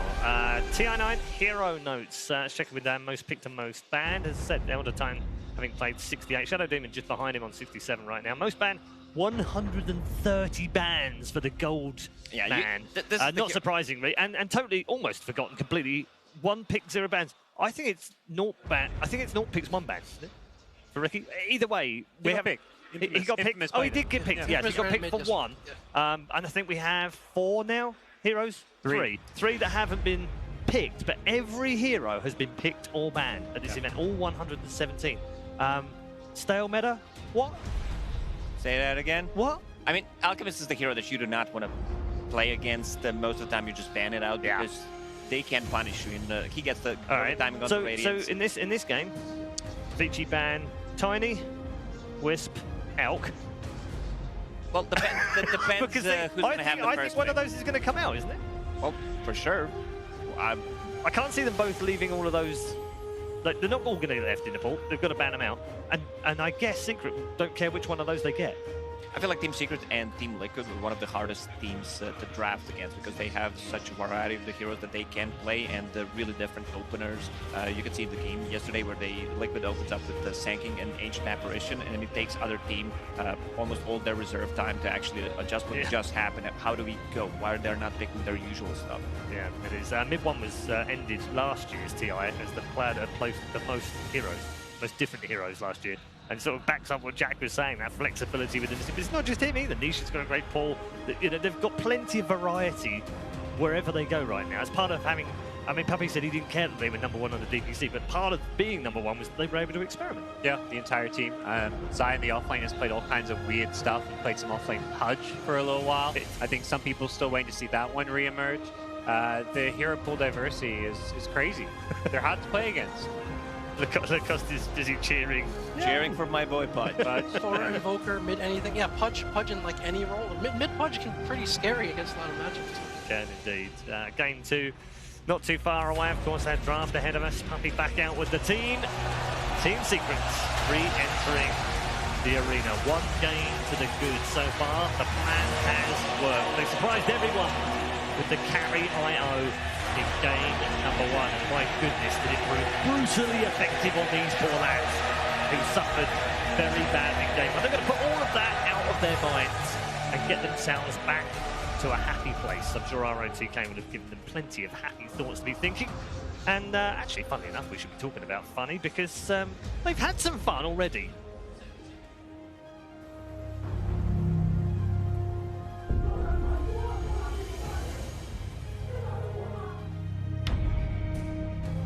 打得像你妈了个一样，还玩不玩了？不玩滚回去的！你们能不能学学周海？现在就他知道怎么打。虽然他在列数送很多次，但是其实都是在帮大家拉扯空间。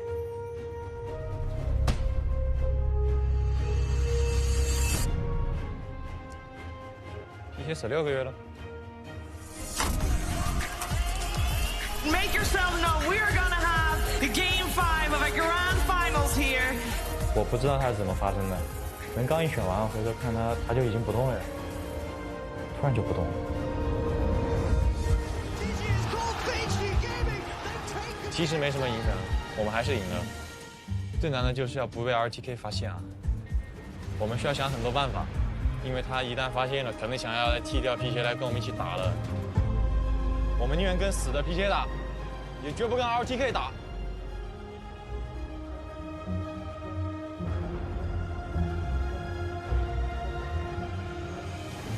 我知道，其实 PJ 根本就没有死，就是我让他装死的。让他装死呢，其实就是为了我们这个团队能更上一层楼。杨神对于这个团队功不可没，通过他装死这件事情，就可以证明他是这个队伍的顶梁柱。Nice， 兄弟们，10分钟加油！我实在是带不动这菜逼了，肯定还有别的办法呀。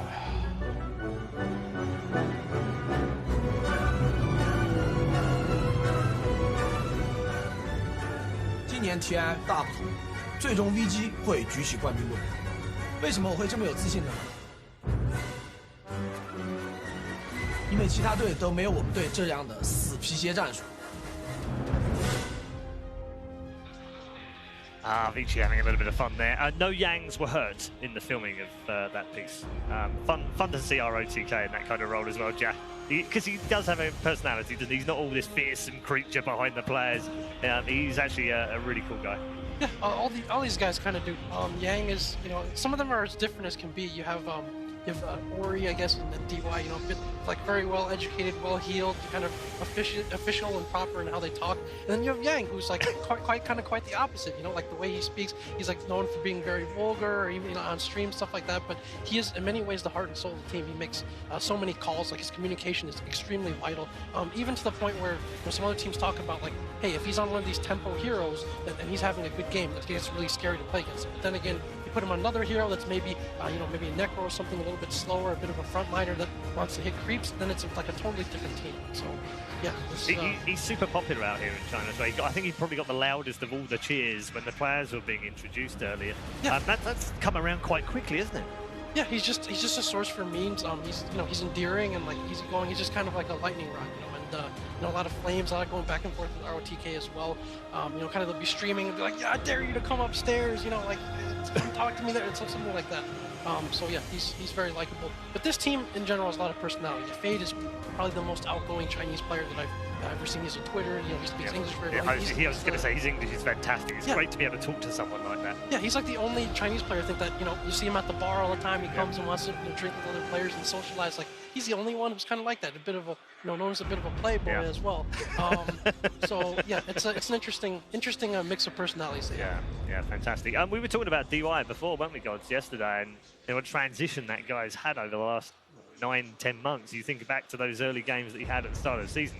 There was a lot of commentary from many experts in the scene saying, what on earth is this guy doing on this team? How did he get in there? Like, who saw anything in this kid?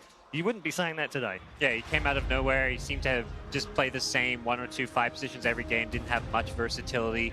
It just felt like, okay, he's just some 5 position we could grab. Now it's like he's making plays every single game. He's doing his role perfectly. He understands where to be on the map, which heroes he needs to be playing around with. He's a perfect fit for this Vici gaming team now. Yeah, we don't talk about the farming system too much, Lacoste, in Europe and NA, because there really isn't one. It's basically, I played with this guy in a pub and he's really good, let's try him out. But in China, Jack, the farming system over here has produced so many good talent. He's another product for that. Yeah, it's a difference. I mean, it's telling that the 2 highest finishing Chinese teams here so far, LGD and Vici, they in a sense, it's like long-term investments paying off. For Vici Gaming, they have 3 guys who used to play on VGPs. That's one of their lower tier teams, and you get to see this person in different situations.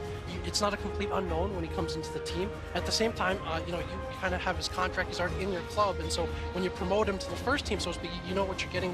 He's already been there, and then you find a lot of value in that, because if you have to go to the transfer market and pay big money for some of these free agents, you're not sure what you're getting, you're not sure what the fit is, and you just have to fork over a ton of resources and money to get them. But then you have these guys, they come up or buy a completely other team in order to get a player. Yeah, or I mean that's or yeah. So yeah, you get to see them come up, and then when you see the LGD, you think about they go to find value somewhere. They find a C player. They've taken good use of C players they've been able to get. They had some of those players, Ame, maybe come up through their own CDEC youth system, so you kind of know what you're getting, and you're starting to see that pay off for some of these Chinese teams. They have very deep kind of farm systems, organizations, scouting, coaching. It's all very complete, and you're starting to see the culmination of that in this new generation of talent that gets a chance. Yeah, Lacoste, do you want to see that happen more often in Europe and CIS? Oh, for sure. That's North what America? we lack. I think that's why it is, isn't it? It's the tier biggest 2 hole. scene in Europe and especially CIS is not growing that much. We need this kind of a system that can flourish our regions. How would that work in Europe? Would it be different? Would you see junior teams? Would you in terms of the way that it's set up? Well, I still don't have a business model right now, but I assume it would be I thought you were going to come here with answers, Lacoste. Come on, man. I assume it would be a bit different than China. China is the one that started doing it first, and pretty much it's working out for them. As Jack mentioned, sometimes even a C team is going to B, then to A team, and you already know what you're getting. Yeah. As our C expert, are you disappointed that you see so many players end up in China rather than staying in SEA and building these big powerhouse teams that they possibly could do, right? No, if anything, it's like I think point of pride that some of your best players are getting picked up to play in other regions. I mean, the same thing happens to Australians. They're not competing in Australia because there isn't a scene there. SEA is a bit different because there is a strong, very competitive scene, but there's so much more stability when it comes to competing in China. You have Midone, who's now playing in Europe as well. So the opportunity that some of these Western or Chinese teams present the SEA players is a fantastic one. So they're going to go play and compete there because you have this opportunity for a really high level of success. Yeah. Are you surprised by some of the players that end up moving into Chinese teams and how successful they are in the way that they're playing in your region and then suddenly they're on newbie or you're like, wow. A little bit, because sometimes one picked up, like Xnova wasn't a well-known player. He wasn't considered to be one of the stars. He was on the WG Unity team with Afu, actually. Yeah. Afu was the star of that team. He was the big star in the whole of SEA at the time. Everyone was talking about it. Afu got picked up, and everyone's like, oh, Xnova, who is this guy? And he got picked up by LGD. It's like, what? Why? and then LGD went to TI finals, so yeah. That proved all right. Go back and look at that WG roster. They have the Moon there, and Ajit. Like it was like at the time it was like, who are these guys that do pretty well? They almost beat OG at the Boston Major, I think. And then a few years later, these guys are like Afu, Xnova. We've seen them on the biggest stage. So yeah, it's nice. Actually, Xnova, we briefly wanted him at some point last season. Really? He was like, I'm trying out with LGD, and I'll get back to you. LGD took him in, and the rest is you're like, drat. Alternate history. Right? Yeah, you see, you never know how that plays out. Let's turn our attention to game 2, Lacoste. Nibby obviously settled themselves. This man next to me, Vici, settled themselves down after that first game. Come back out in the second one. Is it a clean slate? Can they put it out of their mind? They can definitely bounce back. I mean, throughout the season, the first part of it was not that great, and then they won a minor, and then won a major right after that. No one has done that before since the DPC system, and they got ran over because they didn't pick enough early game, maybe itemized it a little bit differently, and Team Secret, they hit the timings. You have this IO with Aghanim Scepter, this is their pick. Same goes for Alchemist. So, like, you get 2 items, Radiance, BKB, you run at them, and they kind of exploited what they had. Earlier on, Puppy said in his interview that a lot of this is about fit and timing and mentality, right? They're in 5th, 6th right now, gods. They've never gone any further than that. Is that maybe going to be in the back of their minds, or hopefully they just don't think about that right now? I don't imagine they're thinking about it. They're probably feeling pretty confident they're making an okay low bracket run. They had a very straightforward game 1 with the IO.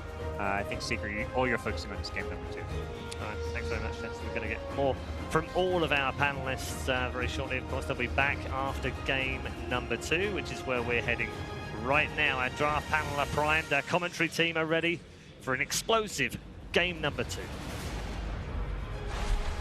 Vici Gaming versus Team Secret. Game 2.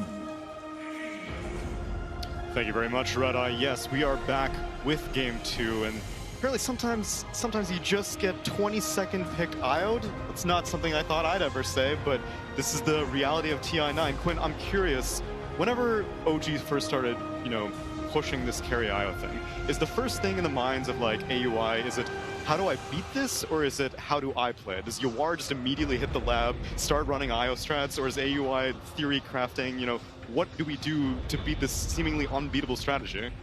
I mean, I think at first, whenever they picked it the first time, the second time, I actually wasn't even sure if it was an intentional pick. Like, I was super confused by it. We had just finished a game, and I tab out and I look at the games being played. I see Honest playing Io, and I look at their draft, I'm like, did they misclick? Oh no! And then, you know, it turns out it's a very real strat that we got slayed by. So I mean, our strategy going in was to, you know, try and beat it, and that didn't pan out so well. Maybe we should have banned it or tried to learn it, but it seems to be very, very broken. Yeah, I think the problem with IO is it does too much as a hero. It saves, it makes aggressive hero more aggressive. It tanks up heroes like Gyro that can stand in the front lines. They used Bristleback on OG against you. And there's just too much dynamic to it. There's too much to think about, and it's just straight up easy to play when you have 150 damage balls going on a 1 second cooldown. It's just free damage. And it's obviously a great deal of unfamiliarity as well. It's the same thing whenever like new skill builds start becoming popular. Like I remember when Jakiro Ice Path Max became really popular, players were like, why am I stunned for so long? This is so weird. And eventually you get used to it, but this is at TI main stage. You don't have the time to hit the pubs and stuff like that. Things are moving fast. It's all instinct and muscle memory. Exactly. So like you said, if in the laning stage you're not expecting that long duration ice path, you might die one extra time a game. Yeah, and speaking of moving fast, we are plowing through this draft. Team Secret first picking Tiny and Omni Knight, Vici Gaming, Ogre Magi, and Alchemist. Nagbabalik na naman tayo dito sa Ncgc Esports para sa The International 2019 Day 5 ng laban ng gabi. Unang laban ng umaga. Game 2. Game 2 ng BC Gaming tsaka Team Secret. Team Secret. Magingay! Magingay! Asan ang mga fans? Saan ang mga fans natin dyan? Saan ang mga fans? Magingay! Unang laban ng gabi. Oo. AC versus Powex. 5 minuto para kay AC, oh. Andito na siya. Hayahay masyado. Bumahay agad. Bakit hayahay? Bakit hayahay, boss? Siyempre, suri-suri lang. Nood-nood lang. Diba dapat siya yung nagkain-kain lang.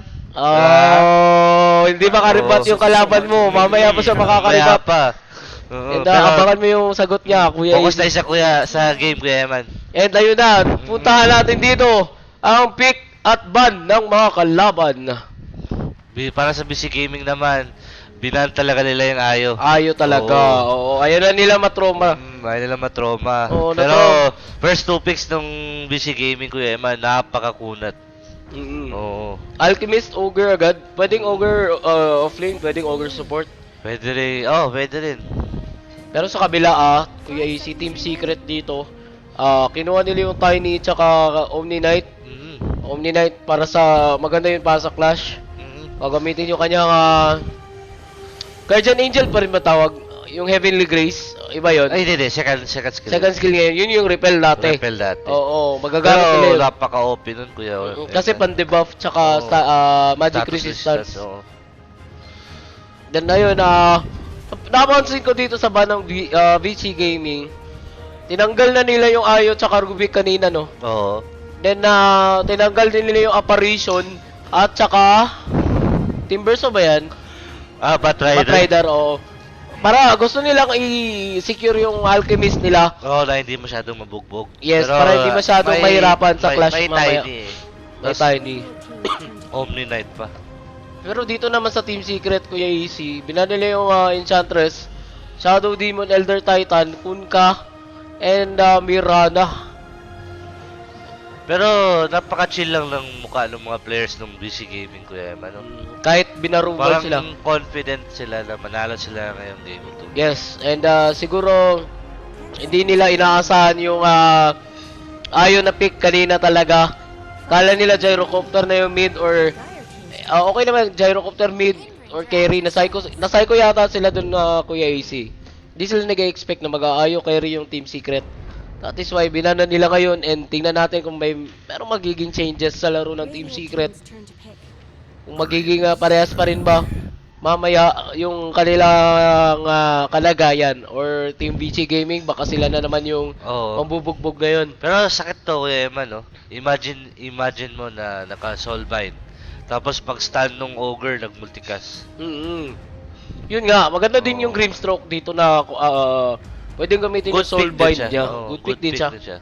Then yung Unstable Concoction ni Alchemist. Yung dalawang stun, maganda yun. So siguro if iso-support nila tong Ogre Magi, pwede sila mag-secure ng isa pang offlane na maganda combo din para sa Soulbind tulad ng mga Doom, Beastmaster, mga ganun. Oh, Pero parang hindi naman masyadong... pa naman yung Doom, Kuya Eman. Hindi na masyadong ginagamit, Kuya Ace. Okay naman yung Doom kesa sa mga ano. CM ni Papi. Alo? Okay, support siguro yan. Pwedeng support, I mean yung mid-ranger, pwedeng support. Pwedeng mid. Pwedeng mid support, oo. Sa tingin mo offlane tayo nito? Omni Knight. Omni Knight, tapos Tiny offlane. Offlane or Tiny mid. Pero malalaman natin yan. Ito kasi yung maganda sa mga pick ngayon na mga pro player is yung mga inuuna nilang pick, pwedeng ano siya, versatile siya kasi pwede siyang i-switch as support, pwede siyang i-switch as core, ganun, para mas mahirap sa sa kalaban na i-counter yung mga hero na yon or kung ano bang susunod na pick ang ipipick ng team. Oo. Kaya mga pa-psycho nila. Oo.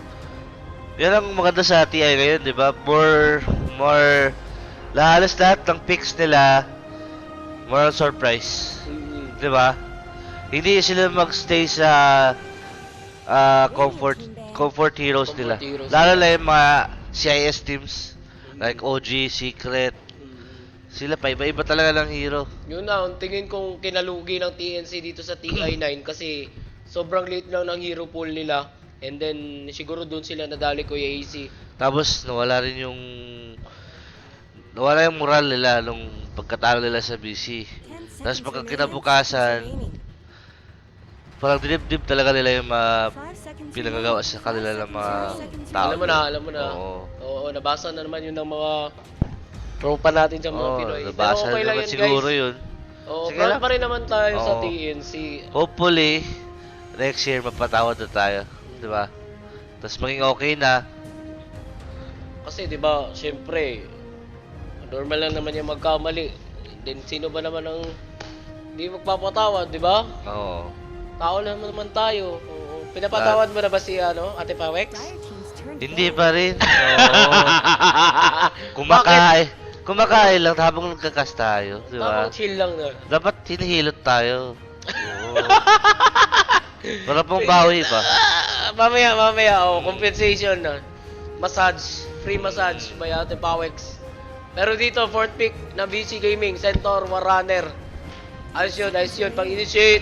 Stampede, pang-initiate, pang-takas, pwede din. Malakas yung nila dito, lockdown ng Vici Gaming also. Pero sa Team Secret naman, Omni Knight Sustain, ayos din naman. Wind Ranger, Shackle Shot, good for laning. Good for pick off. Last pick Razor. Ayos yun. Bibigyan ng Alchemist. Ni Alchemist mamaya. Imagine mo lahat sila magka-Aganims, no? Napakasakit. Oo, siyempre. Kasi lahat sila. Di ba lahat ng heroes pwede na maka-Aganims ngayon? Oo. So, yun Razor, last pick dito ng Team Vici. Siguro nakahanda sila sa last pick na hard carry ng Team Secret. Inantayan talaga nila, Kuya. Yes. Parang tingin ko, alam nila na posible mag-pick yung Team Secret na Lifestealer. Kasi Lifestealer is magandang counter dito sa Alchemist at saka sa Centaur Warrunner. Especially late game pag naka-item yan. Yung Ogre Magi din magiging papel yan sa Lifestealer pag naka-item na. Then ayun, siguro advance sila mag-isip, kinuha na nila yung Razor to counter possible pick na Lifestealer dito sa Team Secret. Mag-change yan, BB yan. BB. Okay. Fast face tong Team Secret dito Kuya AC. Siguro pag makakukuha na ng item. Mid-Razor. Mid-Razor to. Tapos ipapasave nila yung Alke. Isi-secure nila yung farm. Siguro magti-3 lane to. And ayan, baka may gusto ka sabihin Kuya AC bago natin shoutout pala sa lahat ng nanonood na nasa DNC at HQ branches. Salamat sa inyong suporta. Hello. Like and share pa rin. Live tayo sa lahat ng mga branch. Magandang umaga ulit, babalik tayo. Ipapasa muna natin kila Kuya Ruben at Kuya Nico ang ating live coverage.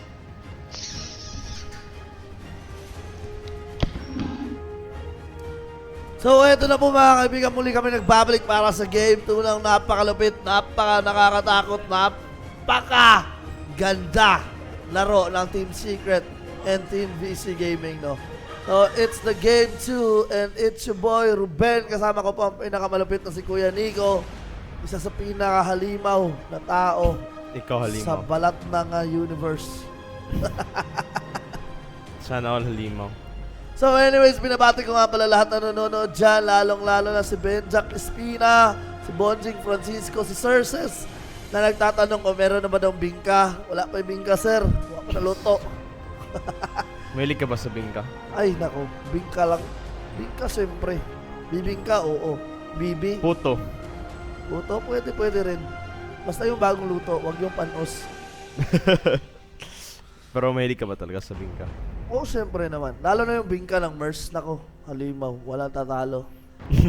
Wala pa rin tatalo sa bingka MERS. Ganun bingka dito sa Davao. Bingka sa Davao. Meron bang bingka ang Davao? Dorian ang alam ko meron sa Davao kasi mababaho. Sa Digos na lang. Sa Digos, nako. Halimaw yung bingka sa Digos. Ilang bingka ang kinain mo doon? Hindi ko na binilang. Pero marami na. Gaano karami? Hindi ko wag mo lang i-specify yung mga ganyan kasi na-intriga yung mga viewers natin. So di mo gusto i-spoil? Siyempre. Ayoko talaga ma-spoil. So, anyways, mag-predict muna tayo, Kuya Nico. Will there be a teleport cancel by standby 10? Wala. No, for sure. Yes, wala. Total number of players dead by 25. 16. Sure ka? Yes. Lagi. Player with highest net worth at the end of the game. Paparazzi? Paparazzi. Total number of smoke times kill. If panalo tong VG, paparazzi talaga. Total number of 5-8? 5-8. Go. Okay, it's 5-8. Yun na po ang predictions natin. So, bago tayo Simula, pakilala muna natin ang players natin. For Team Secrets, Papi as Crystal Maiden, Yapzor as Wind Ranger, Nisha as Briselback, Zai as Omni Knight, and Mid-1 as Tiny. Samantala sa VG naman, Kuya Nico, pakilala mo. Sa Paparazzi, Alchemist, Yang, Centaur, Razor, Ori, Fade, Grimstroke, at saka Ogre ni DY. So, yun po ang mga players natin ngayong araw na ito. And kung makikita natin, Kuya Nico, saan ka panig na line up dito? Secret or VG? Siguro sa Secret ako. Pero yung mga hero ng VG is malakas talaga in the early phase. Kaya yun. 2-2 yung rune natin ngayon. 3-9 ni DY na rune steal yung sa top. Habang itong naman, Team Secret is di pa sila magta-try lane 2-1-2 lang. So, eto no. Batiin muna natin lahat ng mga nanonood dyan. Paki-share naman ang stream natin para naman makita ng mga lahat ng relatives nyo kung anong pinagkagagawa nyo sa buhay. No? Para naman hindi sila ma-disappoint. So, binabati ko nga friend pala si Maxine Amara. Pa-shoutout po, Papa Eman. Sabi ni Joel Narvares. Wala na po si Kuya Eman. Napiyok man ka. Sorry, good Piolo. So, binabati ko si Boss Piolo. Shoutout mga boss sa Yadaw fam. Sabi ni Yadaw, ni Angelic Yadaw Pardo. Si JC Cabanya, bisag asa daw. Ingon ni JC Cabanya, yes ang first predict. Ow.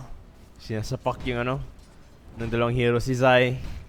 Ow. Ang sakit ng ang sakit ng Ogre, Kuya Rob. Sakit talaga dahil sa bloodlust tapos meron pa siyang attack speed. Parang ikaw masakit. Nako. Hindi po ako nananakit. Huwag kayong maniwala kay Kuya Nico. Masyado po akong patient, loving, and kind person. Kaya hindi po talaga ako nananakit ng tao. Magpakailanman. At yung mid matchup nga pala is Razor tsaka Tiny. Paningin mo, Kuya Nico, sino lalaman sa Razor Tiny? Depende sa paglaro ni Ori dito. Pero most likely mananalo talaga yung si Razor. Dahil sa damage. Pero mahirap pa naman yung attack damage niya sa early unless may tether na siya. And kahit pa may tether na siya, pag meron 3 grab yung Si mid 1. Di ba merong fixed damage ang 3 grab na hindi pwedeng manakaw ng ay tether ng... Wala. Ay, wala pala. Akala ko meron siyang parang fixed damage. Ano to priority na? Yung ganito. Static link. Yung napaka-OP. 52 damage ka agad na nanakaw. At nakakuha rin ng haste si Ori nga pala. Tinatin kung pupunta ng top. Ayun sa mid lang.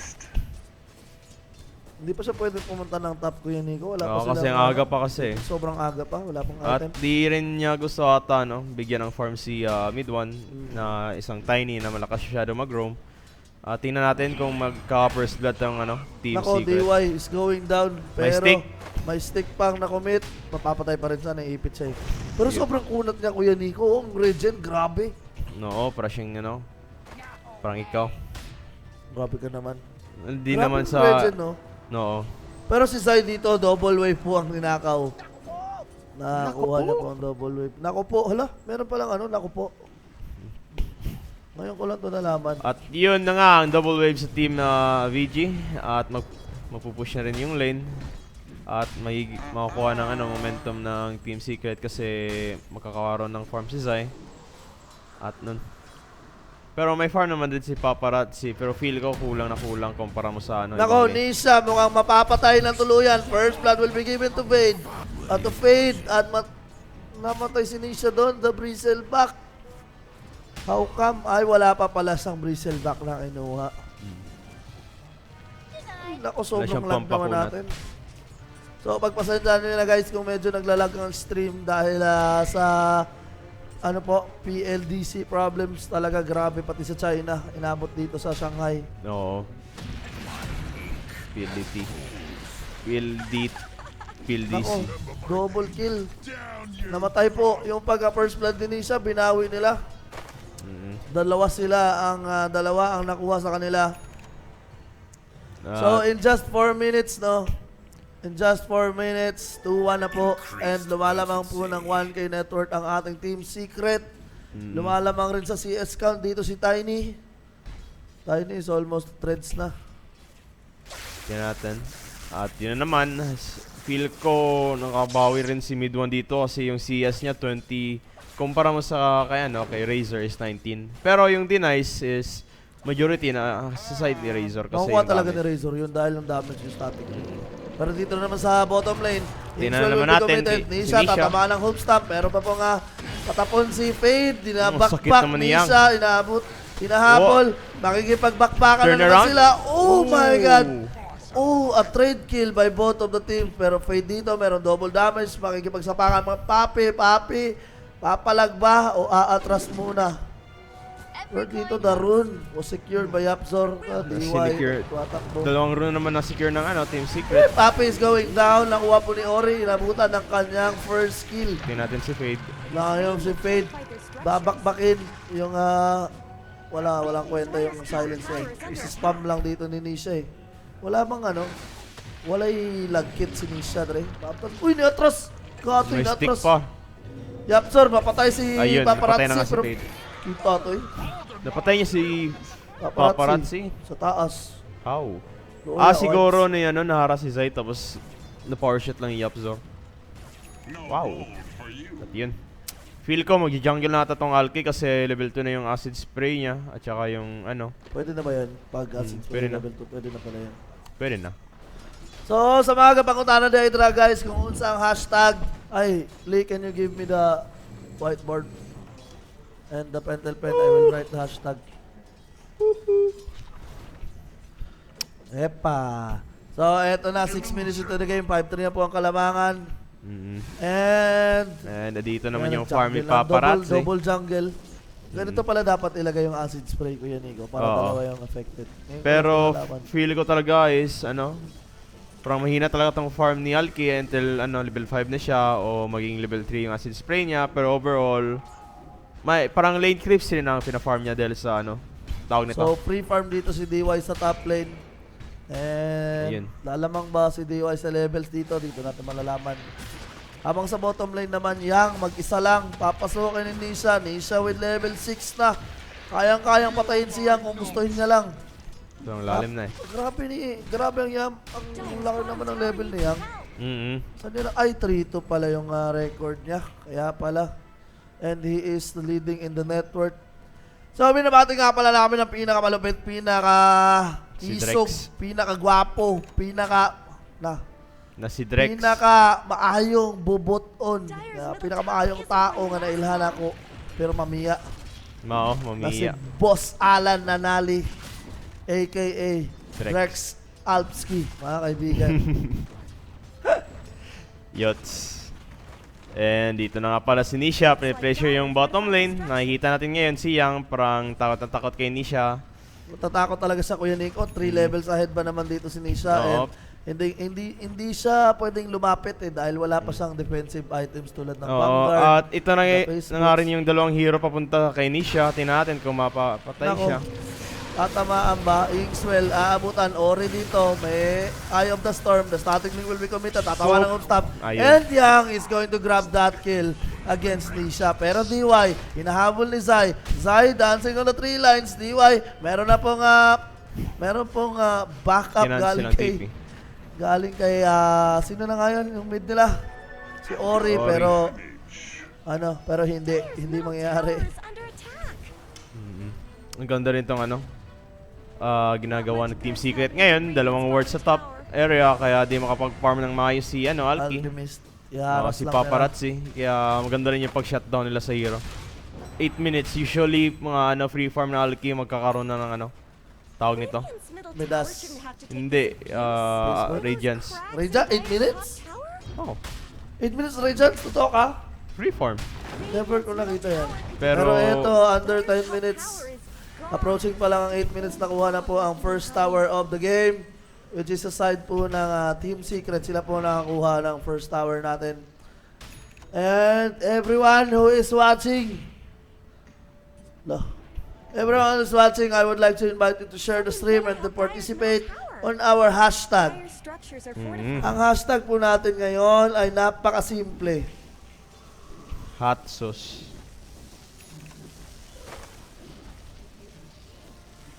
Ang hashtag natin ay walang iba kundi hashtag mga kaibigan yan. You're so corny, bro. Tingnan na nga natin ito, si Ori. Sinisip ng lakas. Patay. Sinisip yung lakas ni Zai, Kuya Rob. 162 ba naman kayang nakauha? Sup-sup, oips. Pero dito sa middle lane, mukhang muntik ng mahapit na maguba dito ang tore ng ating Team Vici, no? So, asa na to? Itong mga nakapil niya. Hashtag. Ayan, no? Hashtag. Ayan, hashtag. Dahil wala akong maisip, yun na lang muna. At itong 5 second rune. 10 minute rune. Parang 3 makakuha ng Team Secret dito. Nakakuha nila yung mayroon na ng momentum yung Secret, kaya din-disrupt ng farm ng yung farm ni Alchemist. Oo. Pero lamang pa rin ngayon lamang pala si Nisha. Nisha almost malapit na siyang, Vanguard na pala siya, meron na siyang gold. Bibili na lang. And then, paningin mo Kuya Nico, magpa-pipe ba dito si Bristleback? Hindi na kailangan, di ba? Hood lang ata. Isang hood at saka good to go na. Pero pwede rin siya hindi na mag-hood o any tawag nito pipe, as long as may damage siya at saka mobility. At tingnan natin sa mid, parang gusto na ng bakbakan dito, pumasok si Nisha, parang lalim niya, ayun ang Stampede. Stampede will be committed, Nisha, aabutan ba? Ayun ang Heavenly Grace. Zai, tatamaan, hoop stamp, makipagbakbakan, wala sa ulit, mapapatay si Zai. Wala pong Guardian Angel na makukomit. Patay na si Ori, Ori, meron pa pong start. Nice. Pero mapapatay pa rin. Ito naman si DY. is going bye-bye on this game ayun ang power shot. What a play coming from Team Secret. Sa power shot. Binaliktad nila. Na-bait sila ni Nisha. Which Nisha is very kunat na. Hindi nila alam. Pero ako, alam ko talaga. Pero downside lang ng Team Secret, sulas lang Guardian Angel. Kahit walang Guardian Angel, pero maganda pa rin yung pag-execute ng team fight. Fade po, nadakpan pa. O Paparazzi, musukol man. Sabi na ko musukol. Papa man na siya item. Pero lapit na yung Radiance kayo, Nico. Nakikita natin tong item ni Zai, hindi siya nag-Midas kasi alam niyang magiging nila yung momentum early game. Kaya usually, pag ganyan, Biran talaga ako makakita ng mga player ng ganito. Like, consistent. Like, hindi talaga i-delay yung purpose ng hero nila. Kaya, very big comment ko talaga si Zydel sa, tawag nito? Pero ba't hindi siya nagkuha ng Guardian Angel, Kuya Nico? Kasi inaasa niya mag-lane pa siya sa top hanggang magiging level 8 siya or up. Pero, nasobra nata sila ng share XP, kaya nun. So, pero pa rin, good decision pa rin na hindi siya nag-Midas dahil hindi na, alam naman nilang hindi ito maglo-long game. Dahil si Nisha dito, they know that he will be very aggressive lalo na pag nakakuha na siya ng kahit dalawang item niya lang. Sobrang papasokin na talaga. Ito na naman sa middle lane. Si mid-1. Ayun, ang power shot na naman ni Yapzor. Grabe, makikita ba natin ulit na early game to Kanina, 23 minutes tapos na. Guys, 12 minutes pa lang pero they're on the second towers. The first tower was destroyed on the almost 9-minute mark. Ngayon, after 3 minutes, second tower na sila. Dalawang second tower na. Grabe. Ayaw talaga nila bigyan ng momentum dito ang Team VG. Ayaw nila makabawi dito si Paparazzi. Ayaw nila bigyan ng space. Ayaw nila bigyan ng farm. Grabe yung mga deep wards nila dito. Yun yung nagpapalaman sa kanila. Kaya tingnan mo, Paparazzi, nasa ibang camp na. Oy, huwag ka mamakot sa ibang bahay. Hindi mo lugar yan. Ganda talaga yung pag-shutdown ng Team Secret sa Alchemist carry nila. I mean sa Alchemist carry ng VG. Kaya kinuha yung dalawang tier 2 mid at top para pressure talaga at matatakot na sa susunod. Like, kung mag-push yung creeps, talagang ine-expect nila na doon yung Team Secret na mag-smoke. Pero guys, kung makikita nyo, hero level, sobrang lamang talaga ng ating Team Secret. Level 13 na po ang ating Nisha carry, samantalang level 10 pa lang ang pinakamalaking level dito sa Vici, which is Razor, at nagkakaubusan pa sila ng XP dahil nagkakaubusan na sila ng mga torre, hindi nila kayang i-push dito ng hindi sila magsasabay-sabay, di ba? Tapos pag nagsabay-sabay naman sila, hindi sila makakabawi sa XP. Yun yung mahirap sa kanila. Uy, asa mo naman tingnan natin, isang sapak ni mid 1. Mabuti na lang rin, di nakabili ng item yung courier. 175 ba kayo? Kung delay pa ng courier 3 minutes, diba? 3 minutes ba ang respond? 3 minutes. Kung nakabili ng item si Paparazzi doon, at saka doon na score yun, sinapak ni mid 1, medyo masakit talaga sa side. Ito naman, tignan natin. Ori, Gokdon, supsupan supsupan. Pala yan, nakuha ito. Laina, manupsup. Dahil niya manupsup ba, pero eto Nisha, napaka-aggressive. Pipe na ata Nisha Pipe na siya, papunta na. Tingnan natin. Magpa-pipe si Nisha Siguro pipe na. At malapit na nga rin pala yung Radiant si Alchemist. Medyo nagkakaroon siya ng farm, oo. Pero wala lang siyang courier. Wala lang courier. No, walang courier. Walang makakuha sa item niya. Tingnan natin kung mapapatay na itong si mid 1. Nako, eto na. Mid 1, dagger out lang. Nakuha pa yung nakuha 4 na bounty rune para sa Team Secret. What a win for them. Nako, mas lalong hindi makakabawi ang Team VG dito, mga kaibigan. Dapat di talaga i-drag ng Team Secret ang laro na to. Dapat i-abuse nila dito si Nisha. And Nisha gaining this total net worth, total advantage of this game. Kailangan nilang mapitas. At dito si Ori. Si Ori, mukhang mapapatay. Tatamaan po. Nako po, tumakbo ka pero tatamaan ka na. Nice dodge. Nice dodge pero aabutan pa rin. Wala na po siyang movement speed. Nako, TP out pero tatamaan ka ng avalanche. At mapapatay ka ni Zai. So, kawawang-kawawa doon si Ori, may kaibigan. Nagkakaubuso na sila ng farm. Wala na ni. Feel na ako, Kuya Nico. Di na sila kadaogan Nalagit kayo sila space. Pero tanawan na to si Alchemist Radiance. Naba ni effect? Naba ba ni changes? Itong gusto kong ina-anticipate. Rin ngayong araw na to is Secret versus Liquid. Two Western team na sobrang malakas talaga sa Dota. So, after this game, mga kaibigan, it's the most anticipated rematch of TI9 LGD versus OG. Pagkatapos rin naman nito, is Secret versus Liquid. It's also a very good fight, no? Pero balik muna tayo sa game. Oy! Ingsul will committed. Tatamaan po ng... Tingnan natin kung mataturn around to ng Team Secret. Nako, Nisha, sobrang kunat. Guardian Angel is up. They can fight this with them. Nako, eto na, binabakbakan ni Nisha. Talikod-talikod gaming lang. Isa tatong blink in ni mid 1, mababurst niya Kahit Ori. sino sa kanila. Kahit sa kanila. Ayun. Ako, eto na. Patay si Ori ata. Ay, Oh, tinamaan, patay ang po. sakit. Dito Yang, tatamaan, naabutan, binabakbakan, hinahapak, binibigyan, arena, hook doon, Patay si Yang. sudlon, Nisha, din ka makanto, pre. Boom! Din ka makanto. Tinapunan ng puno Paparazzi. ni... no. Pero may buyback rin si Yang in case magdadive o magpupush pa rin ng tier 3 yung... Pero pwede pa to palagan ng ating Team Secret dahil meron pa silang Guardian Angel. Pwede nilang kunin dito ang tier 3 ng mid lane. They still have the Guardian Angel pero I think safe play lang sila. Ayaw nila matulad sa Mineski. Yung Mineski. Yung nag-risk talaga sila. Nadakpan sila, nag-GG pa naman sila. Kuyapan. Kuyapan na kayo, Nick. 17 minutes, nabaraks na kagad. Grabe, sobrang bilis.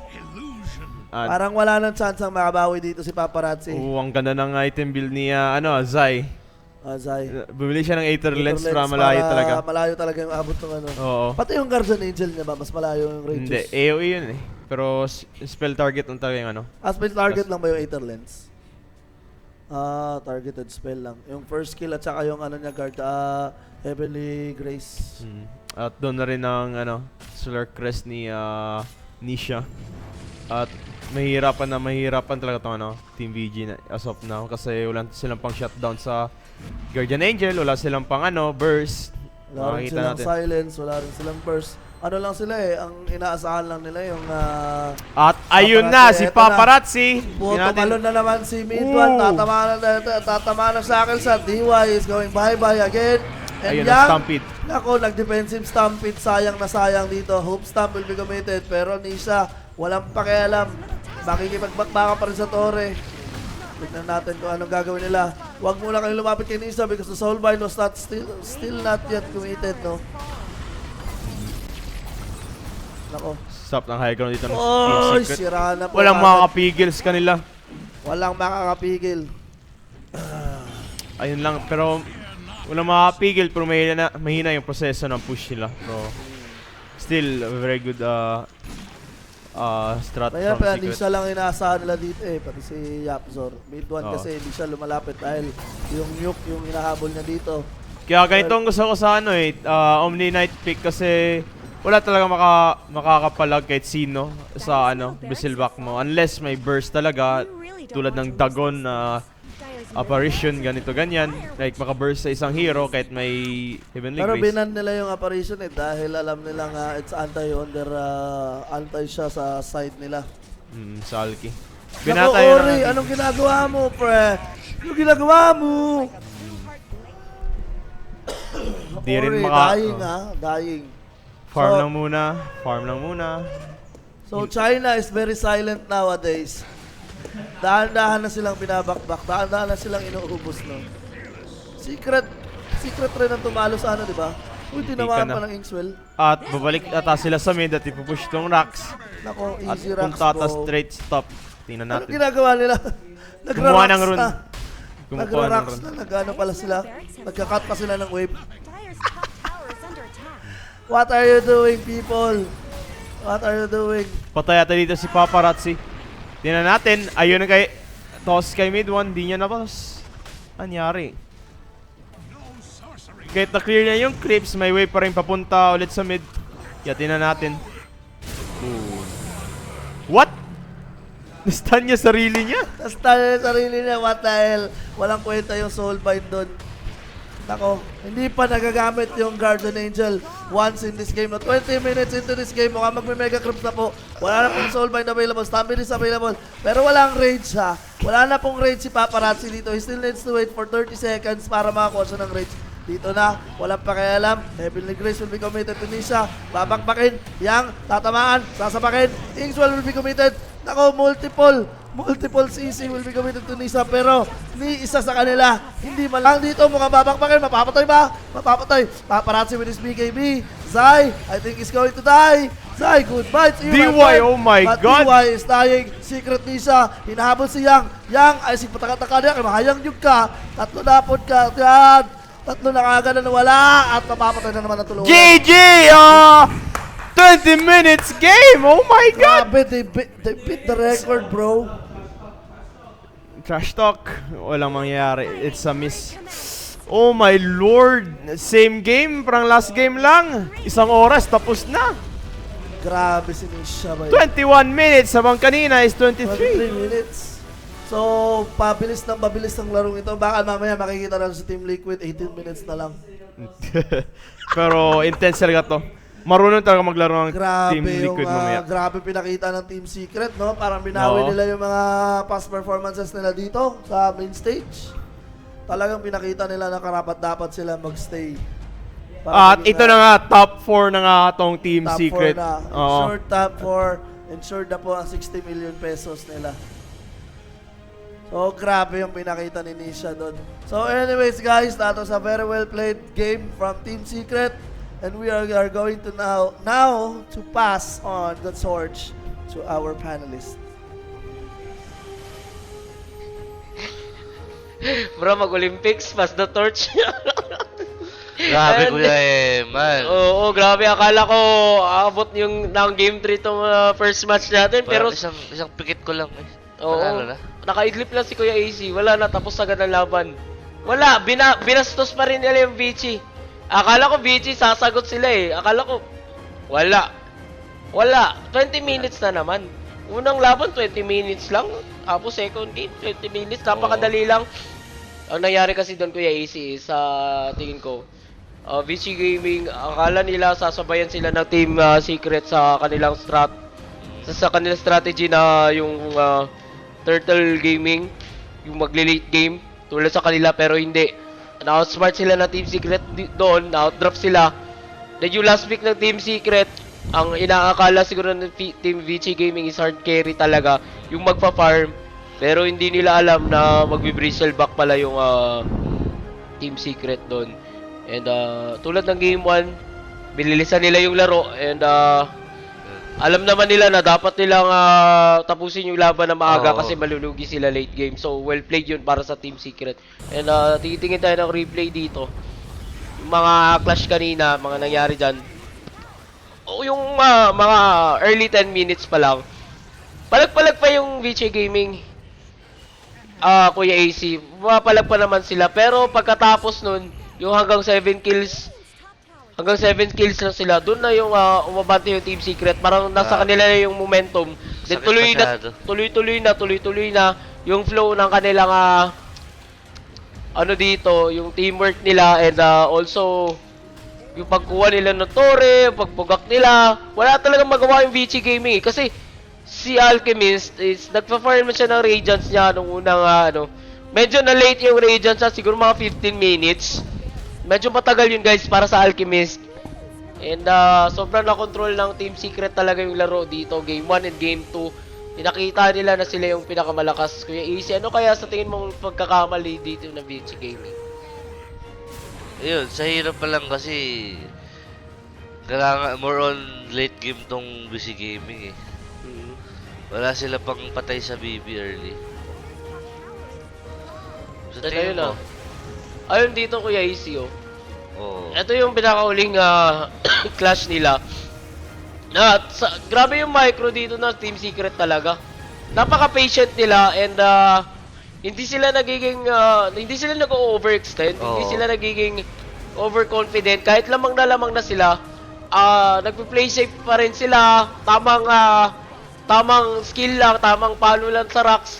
Micro lang, ganun. Then Team Vici Gaming, sobrang pressured na dito. Hindi na nila alam kung sino uunahin nila. And din dito si Yang, yung Alchemist, tsaka yung Centaur, nag-go sila sa backlines. Pero nandun yung backup na Guardian Angel ni Omni Knight. Tumulong sa buong tropa ng Team Secret. At eto na, tuloy-tuloy na dito. Parang naiwan yata dito yung Alchemist tsaka Grimstroke. Kasi ayun, oo. Grabe. GG talaga sila dito. Grabe. Wala na silang magawa. Wala na silang magawa. Hindi yan, trash talk boss lang yan. Parang wala na, GG na. Parang tactical pause. And ayun yung nangyari sa game 2. 2-0, easy as 1-2-3 para sa Team Secret. Ako mamaya, abangan yung LGD versus OG ang magiging next match natin dito. OG ako dito. Last Chinese team left, LGD guys. Imposibleng matalo yung LGD. Di mo papatalo LGD. Tingin ko, mangyayari dito, LGD na naman yung mag-aantay sa Grand Finals. Then OG, makakalaban yung Secret. Secret versus OG. Ay, hindi!